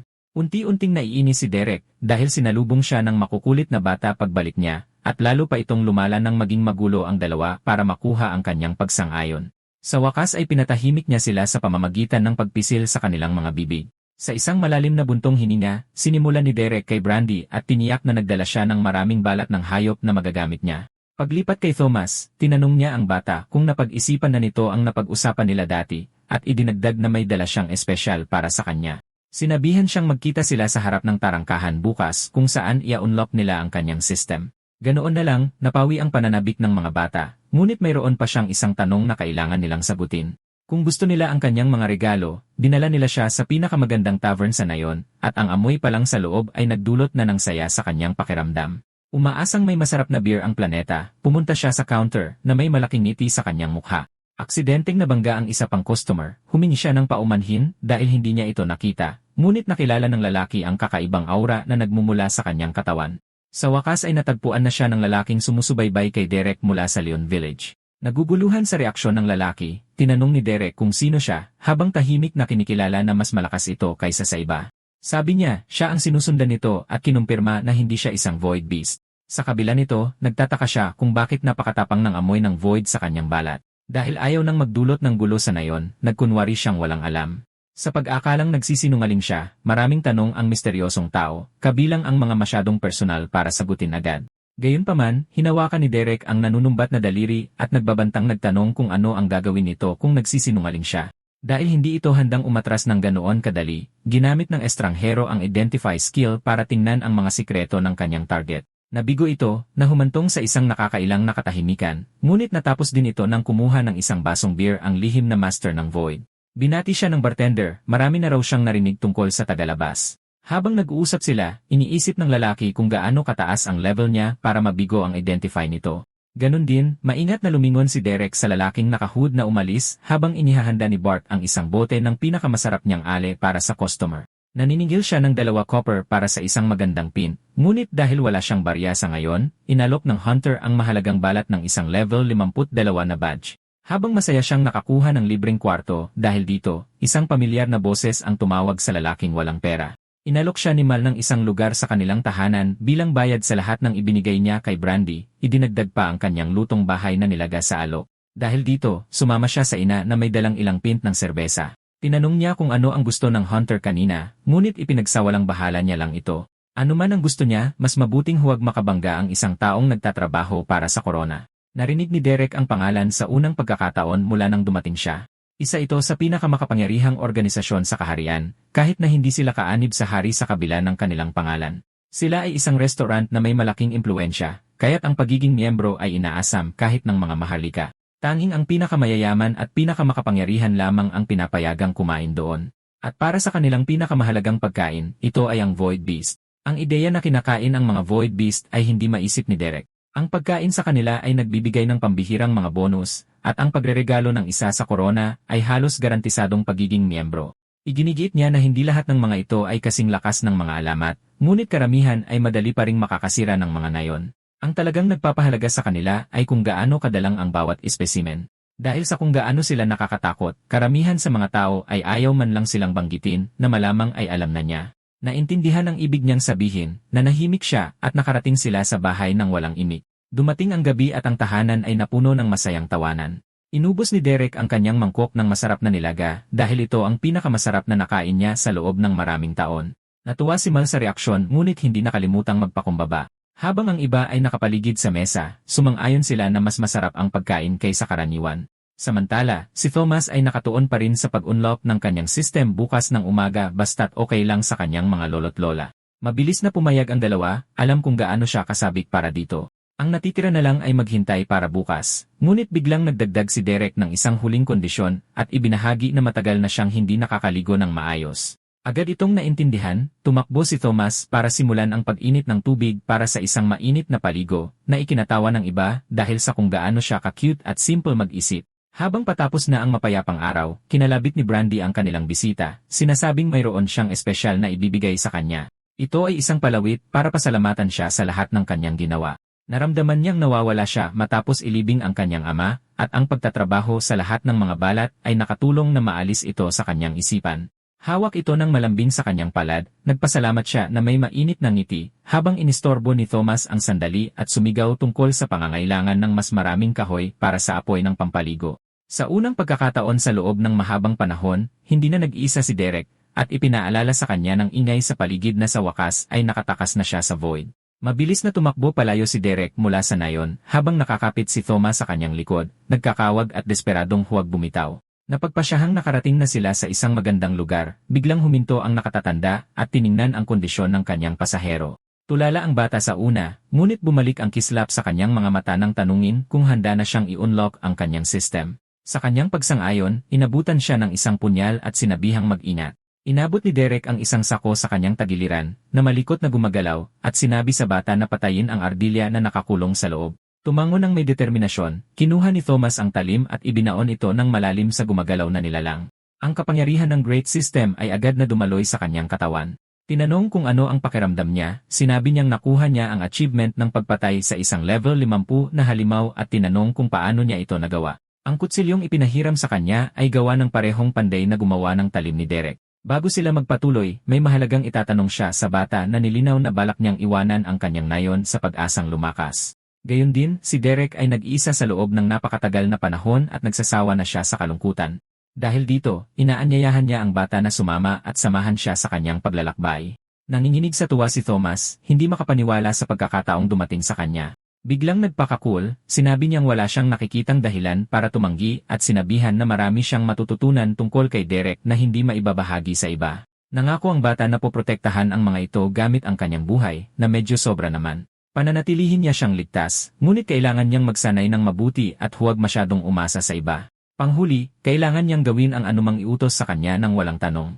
Nakakabahala ang kahina-hinalang hiling, ngunit sinigurado sa kanya na magkakaroon ng magandang dahilan sa anumang sasabihin niya. Nawala ang lahat ng pagdududa sa kanyang puso, muling pinagtibay ni Thomas ang kanyang pagnanais na sumama sa kanyang mga paglalakbay. Kasama ang bagong kasosyo, sinimulan nila ang kanilang pakikipagsapalaran.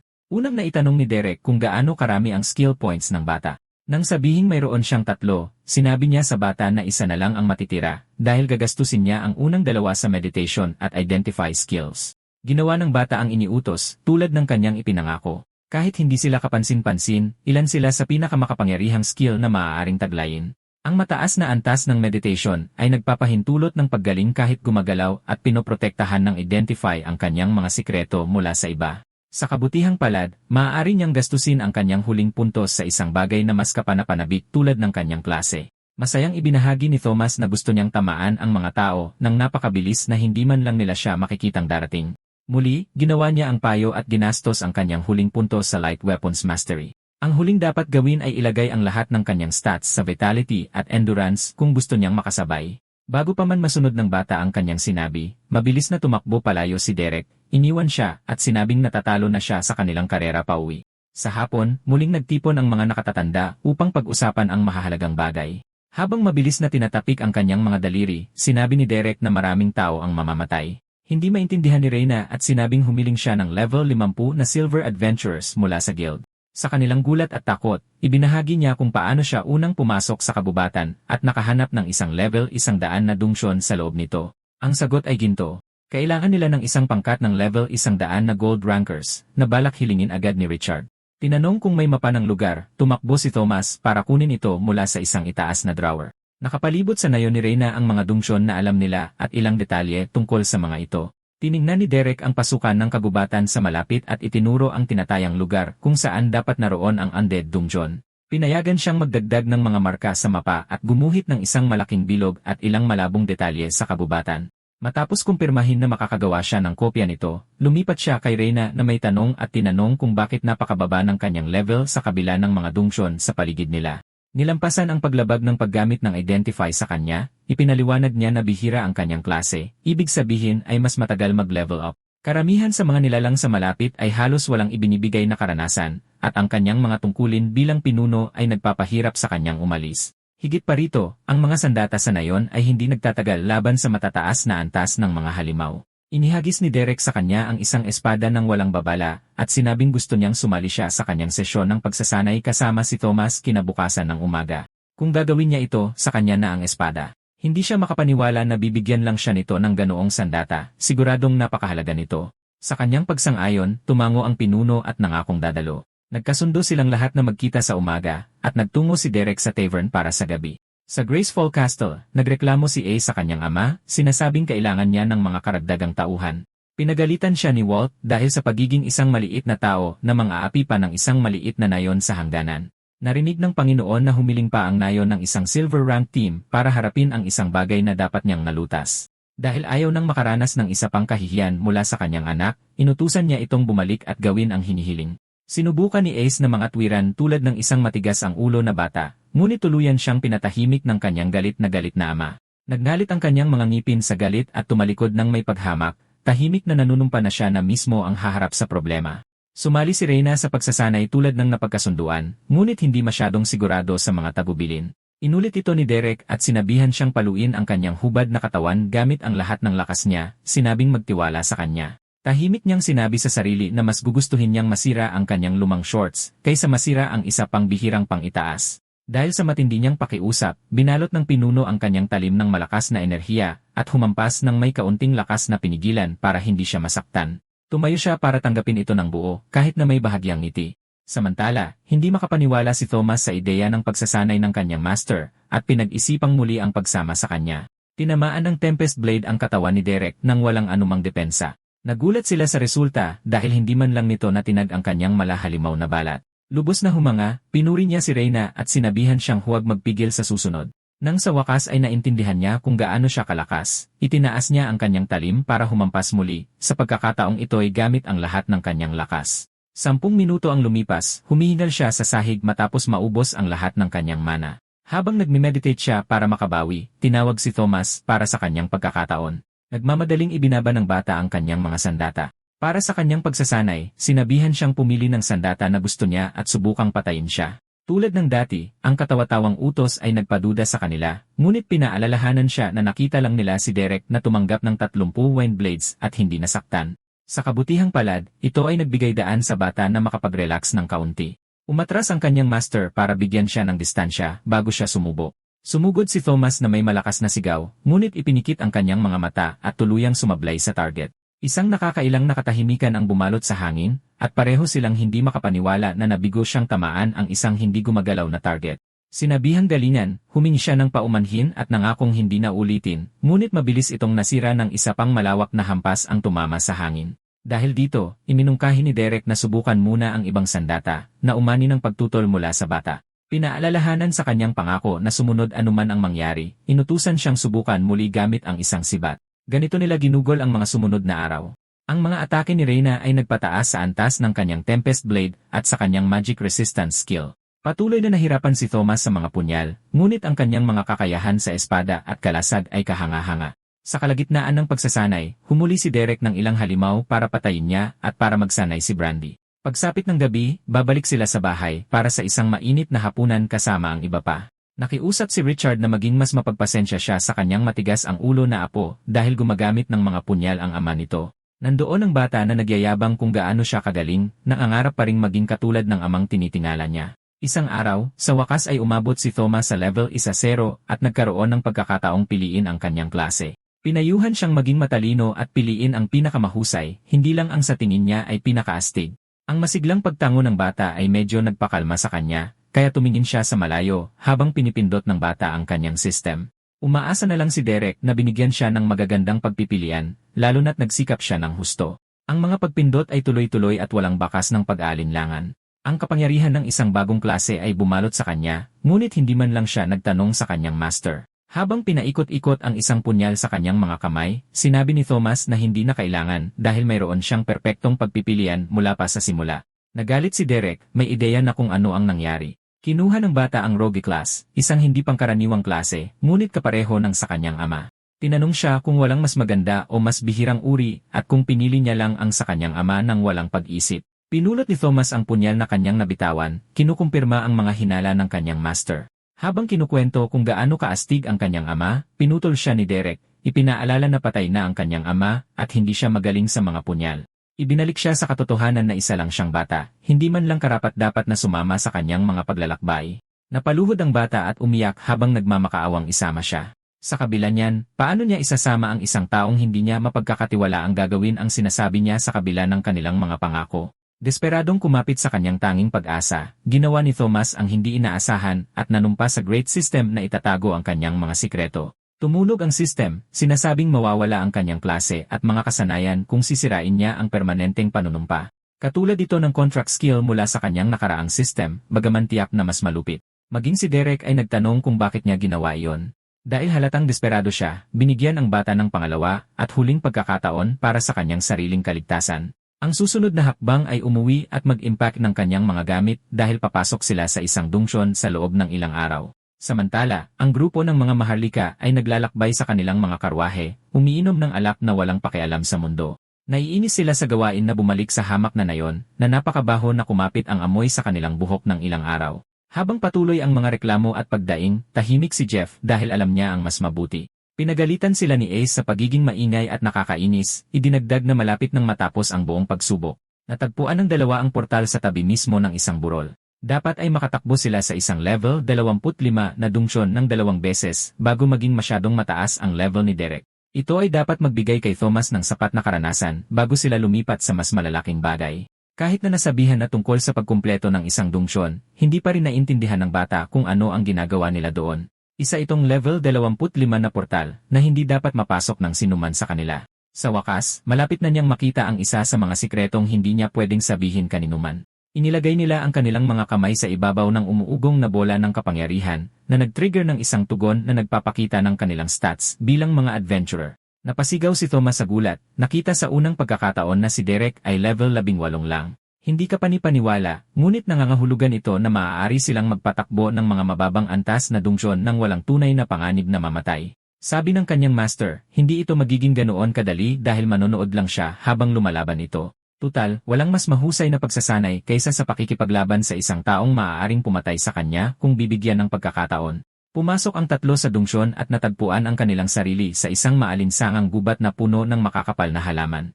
Dahil unang beses ni Thomas, natural na nakakaramdam siya ng takot at kaba, ngunit binigyan siya ng mataas na antas ng mga punyal, at ang baluti mula kay Brandy ay dapat magprotekta sa kanya mula sa halos lahat ng bagay doon.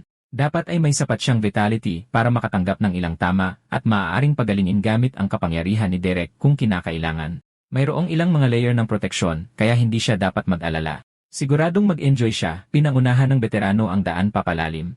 Hindi nagtagal ay napatunayang mali ito dahil ginugol ni Thomas ang ilang oras na hinahabol, nakukulong, sinasakal, at nasusugatan ng mga higanting insekto, habang nagmamakaawa para sa tulong ni Derek. Habang tinutulungan siya ng kanyang tagapag-alaga na makawala mula sa mga sipit ng halimaw, hawak niya ang kanyang bali na braso at tinanong kung bahagi ba yon ng kasiyahan. Lumabas muli ang kanyang baliw na panig nang sabihin niyang okay lang ang lahat dahil hindi naman siya namatay. Tinitignan mabuti ang bali na braso, itinapat niya ang kanyang palad at gumamit ng isang rejuvenating skill para ayusin ang mga bali na buto. Sa gulat ng bata, nagawa niyang iwagayway ito na parang walang nangyari. Dahil ayos na yon, kailangan nilang bumalik doon at tapusin ang paglilinis ng dungsyon. Tahimik na kinukwestiyon ni Thomas ang kanyang mga desisyon, at ang pagiging positibo ng kanyang master ay unti-unting nagpapabatid sa kanya na mayroong kakaiba tungkol dito. Makalipas ang ilang sandali, sumulpot ang kanyang ulo mula sa isang palumpong at pinanood niya ang isang beetle monster.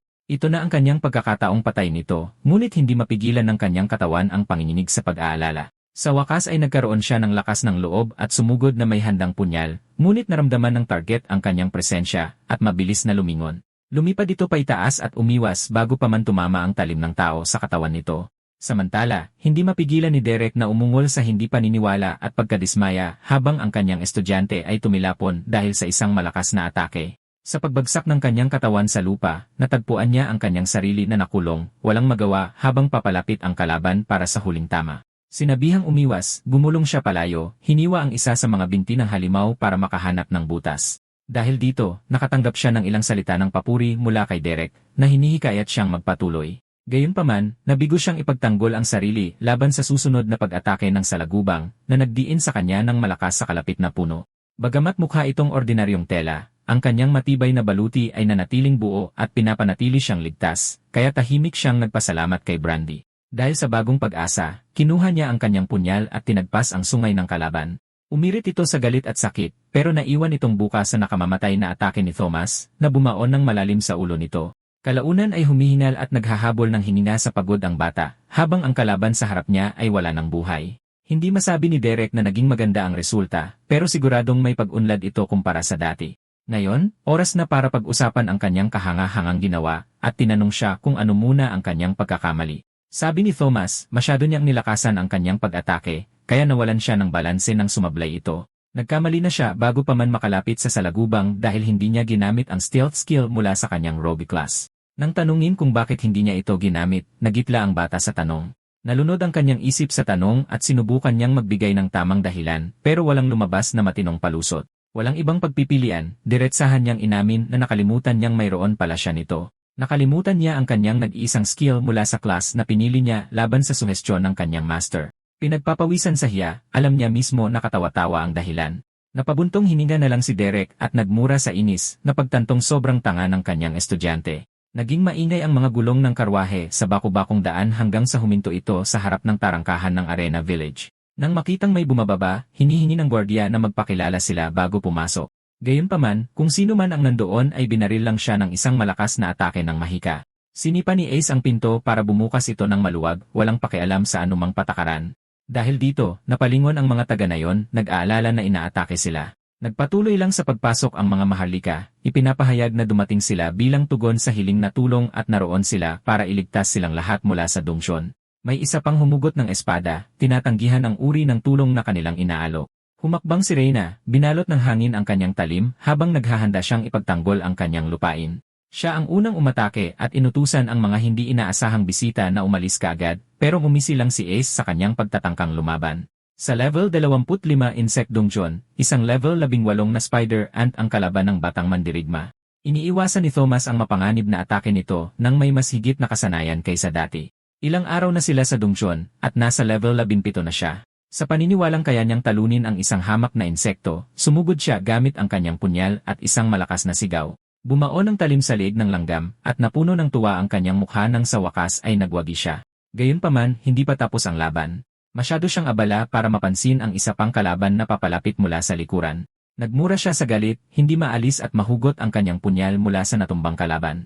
Isang matalim at malaking panusok ang tutusok sana sa kanyang dibdib nang dumating si Derek sa tamang oras para putulin ito at iligtas ang bata. Sayang dahil maganda na sana ang takbo ng laban. Kung sanay may mas mahaba siyang sandata o mas maraming puwersa para mahugot ang kanyang talim.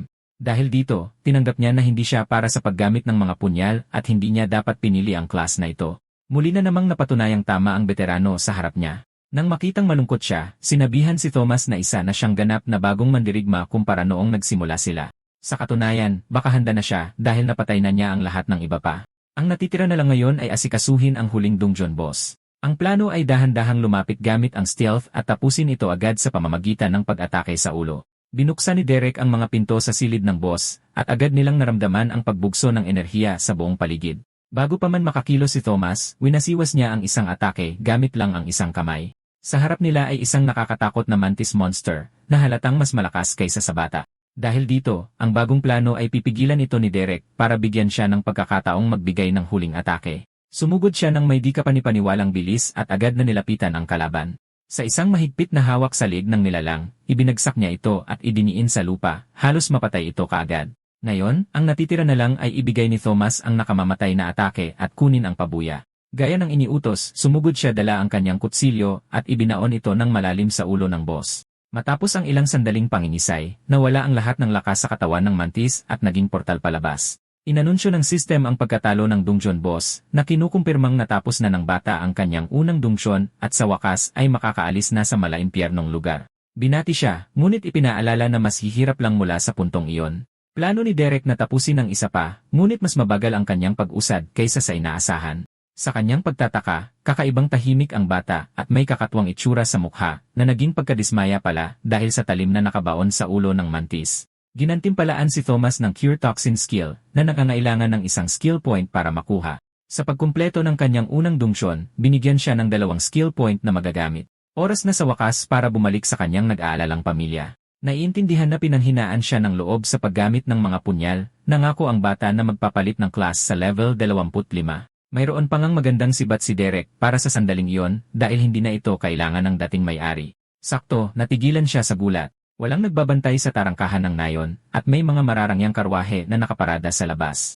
Nang mapagtanto ang nangyayari, nagmura siya at tumakbo papunta sa nayon ng walang imik. Dumating siya sa pasukan hawak ang kanyang sibat habang tinatawag sina Reyna at Mal. Nasa lupa si Brandy, walang malay at sugatan, ngunit mas malala ang kondisyon ng kanyang ina at malapit ng mamatay. Sumunod si Thomas at nag-alala ng husto nang makita ang dalawa sa lupa. Sa kabutihang palad, dumating si Derek sa tamang oras para pagalingin ang pinakamalalang pinsala sa kanila. Binigyan ng nakakapanatag na tapik ang umiiyak na bata, sinabihan niya itong manatili lang habang hahanapin niya ang may kagagawan at ayusin ang buong sitwasyon. Sa gitna ng bayan, nakahandusay si Reyna sa sahig na may matalim na talim sa kanyang leg. Desidido siyang ilihim ang kinaroroonan ng dayuhan, kaya gagawin ni Ace ang hindi inaasahan. Sa ngalan ng marangal na pamilya ng Graceful, hinatulan niya ito ng kamatayan sa pamamagitan ng pagpugot ng ulo dahil sa pagsuway.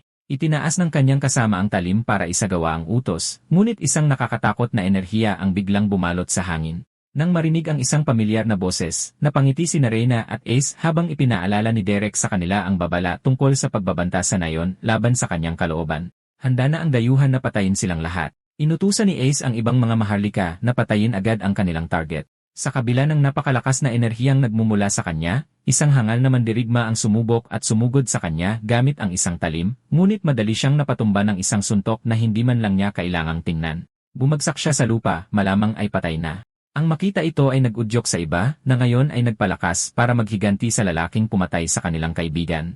Isang malakas na apoy ang ipinatama sa kanya at tila nilamon ng buo ng agos ang kanyang katawan. Sumabog at lumagitik ang apoy habang umiiyak lang ang maharlika para sa kanyang kapatid na nawala sa isang iglap. Nang makita ang naggangalit na apoy, nagtaka ang iba kung gumana ang atake, ngunit isang kumikinang na pares ng mata ang biglang lumitaw mula sa apoy.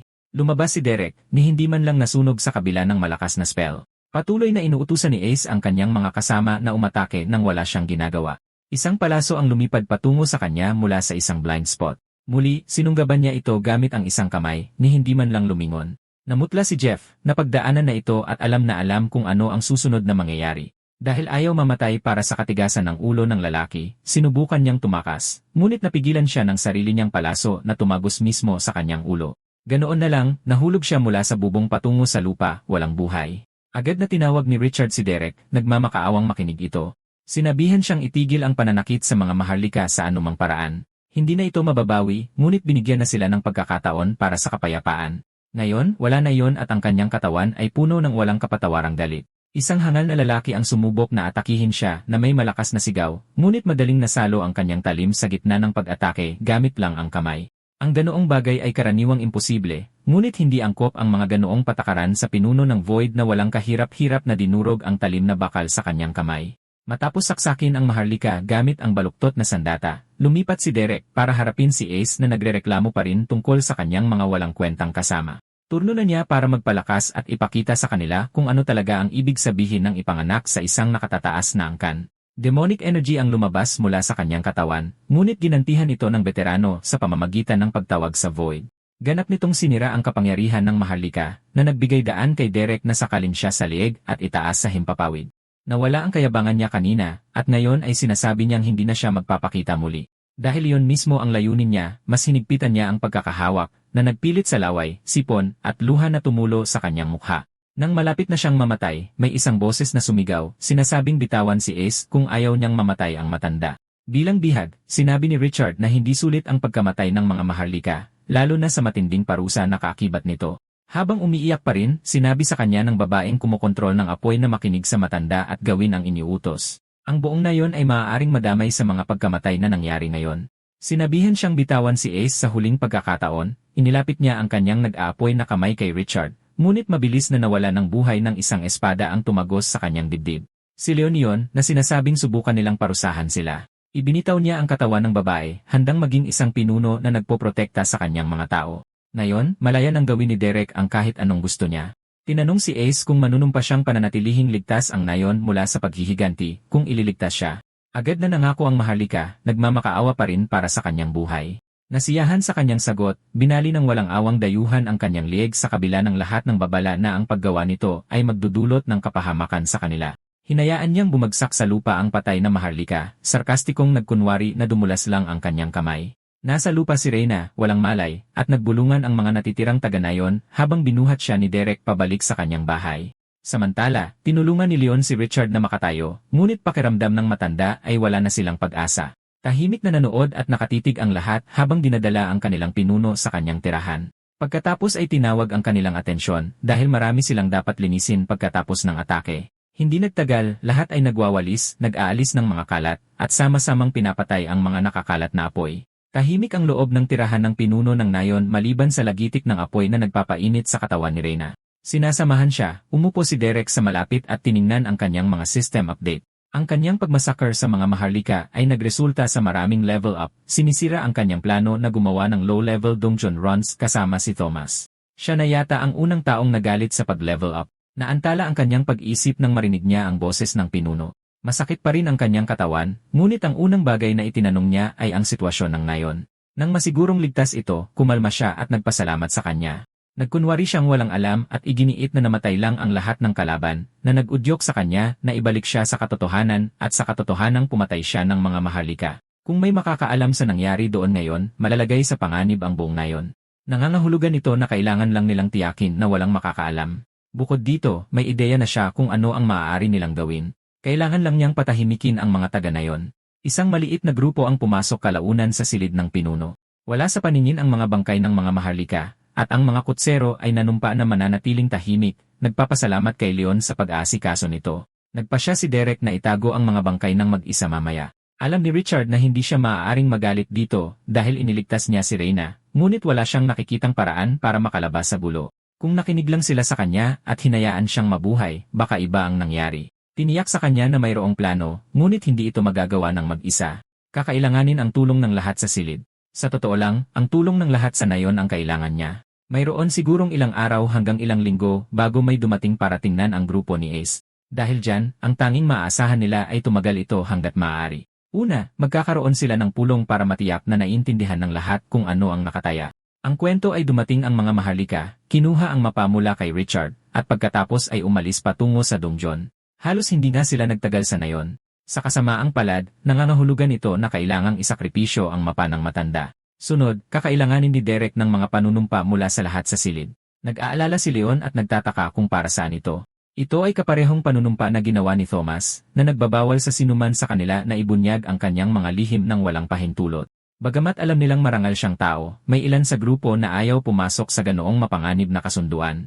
Sa kabilang banda, tinanong ni Reyna kung mapapanatili niyang ligtas ang nayon kung manunumpa siya ayon sa gusto niya. Nang marinig na gagawin niya ito sa abot ng kanyang makakaya, pumayag siya. Nag-aalangan din si Mal, pakiramdam niya ay hindi ito kailangan, ngunit handa pa ring gawin ito. Ganoon din si Brandy, at nakuha ng tatlo ang pasasalamat ni Derek sa pagtitiwala sa kanya. Dahil dyan, naiintindihan niya ang saloobin at pag-aalinlangan ng mga lalaki, ngunit maaari pa rin silang makinig sa ngayon. Ang mga panunumpa ay isinagawa at tinapos ng system mismo, at sa wakas ay oras na para pakinggan ang plano. Natutuwa nga siyang nagtanong sila. Matapos magalang na matanggap ang mapa mula kay Richard, nanatili si Ace sa kanyang tungkulin at pinangunahan ang kanyang koponan sa level 100 dungeon. Salamat sa kanilang matapang na pagsisikap, napigilan ang pagdami ng mga dungeon at halimaw.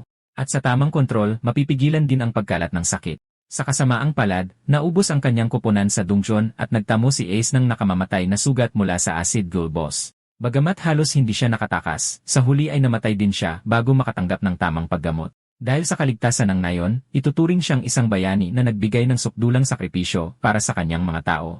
Hindi bababasa, iyon ang sasabihin ng mga investigasyon kapag naisakatuparan na ang kanyang plano. Nagulat at hindi makapaniwala ang buong silid sa detalyadong kwento. Sinabi ni Derek sa kanila na hindi nila kailangang sumali kung ayaw nila. Higit pa sa sapat ang kakayahan niyang gawin ang mga bagay ng mag-isa, ngunit ito ay isang magandang pagkakataon para sa lahat na lumakas at makakuha ng mga pambihirang gantimpala. Dagdag pa, may mga bagay siyang gustong subukan at alamin pa tungkol sa system sa bagong mundong kinaroroonan niya. Pinag-isipan niya na ang mga karanasan ng isang tao bago mag-level 1-0 ay may malaking papel sa kung anong mga class ang inaalok sa kanila. Habang nakatingin kay Brandy, alam niyang maaaring ialok sa kanya ang isang bagay na hindi kapanipaniwala at espesyal. Tinanong ni Mal kung bakit sila papasok sa mga mas mababang level na dungsyon at lilinisin ang mga ito. Naghintay si Derek. Kinindatan lang niya ito at sinabihang magtiwala sa kanya, sinasabing maiintindihan din niya sa lalong madaling panahon. Pagkatapos ay sinabi niya sa kanila na kailangan nilang kumilos ng mabilis, kaya pinasan niya si Brandy sa kanyang likod at tumakbo sila patungo sa direksyon ng dungsyon. Lingid sa kanilang kaalaman, may isang presensyang malapit na nagmamasid sa kanila. Kalaunan, dumating sila sa pasukan ng level 50 Beast Dungeon. Pagkatapos ay tumawid sila sa isang tulay na gawa sa kahoy. Nanginginig ang mga binti ni Thomas habang naglalakad, pagod sa pagtakbo mula pa sa nayon. Itinuro ni Derek na dahil lahat sila ay nanumpa na hindi ibubunyag ang kanyang mga lihim, ibubunyag niya na ang mga ito ngayon. Ginamit niya ang kanyang system at nagulat si Reyna nang makitang mas mababa ang kanyang level kaysa sa kanya, kahit na malinaw na mas malakas siya. Nangako siyang magbubunyag pa ng higit sa hinaharap, ngunit sa ngayon, mayroon silang dungsyon na dapat talunin. Dahil dito, pumasok na sila sa dungsyon.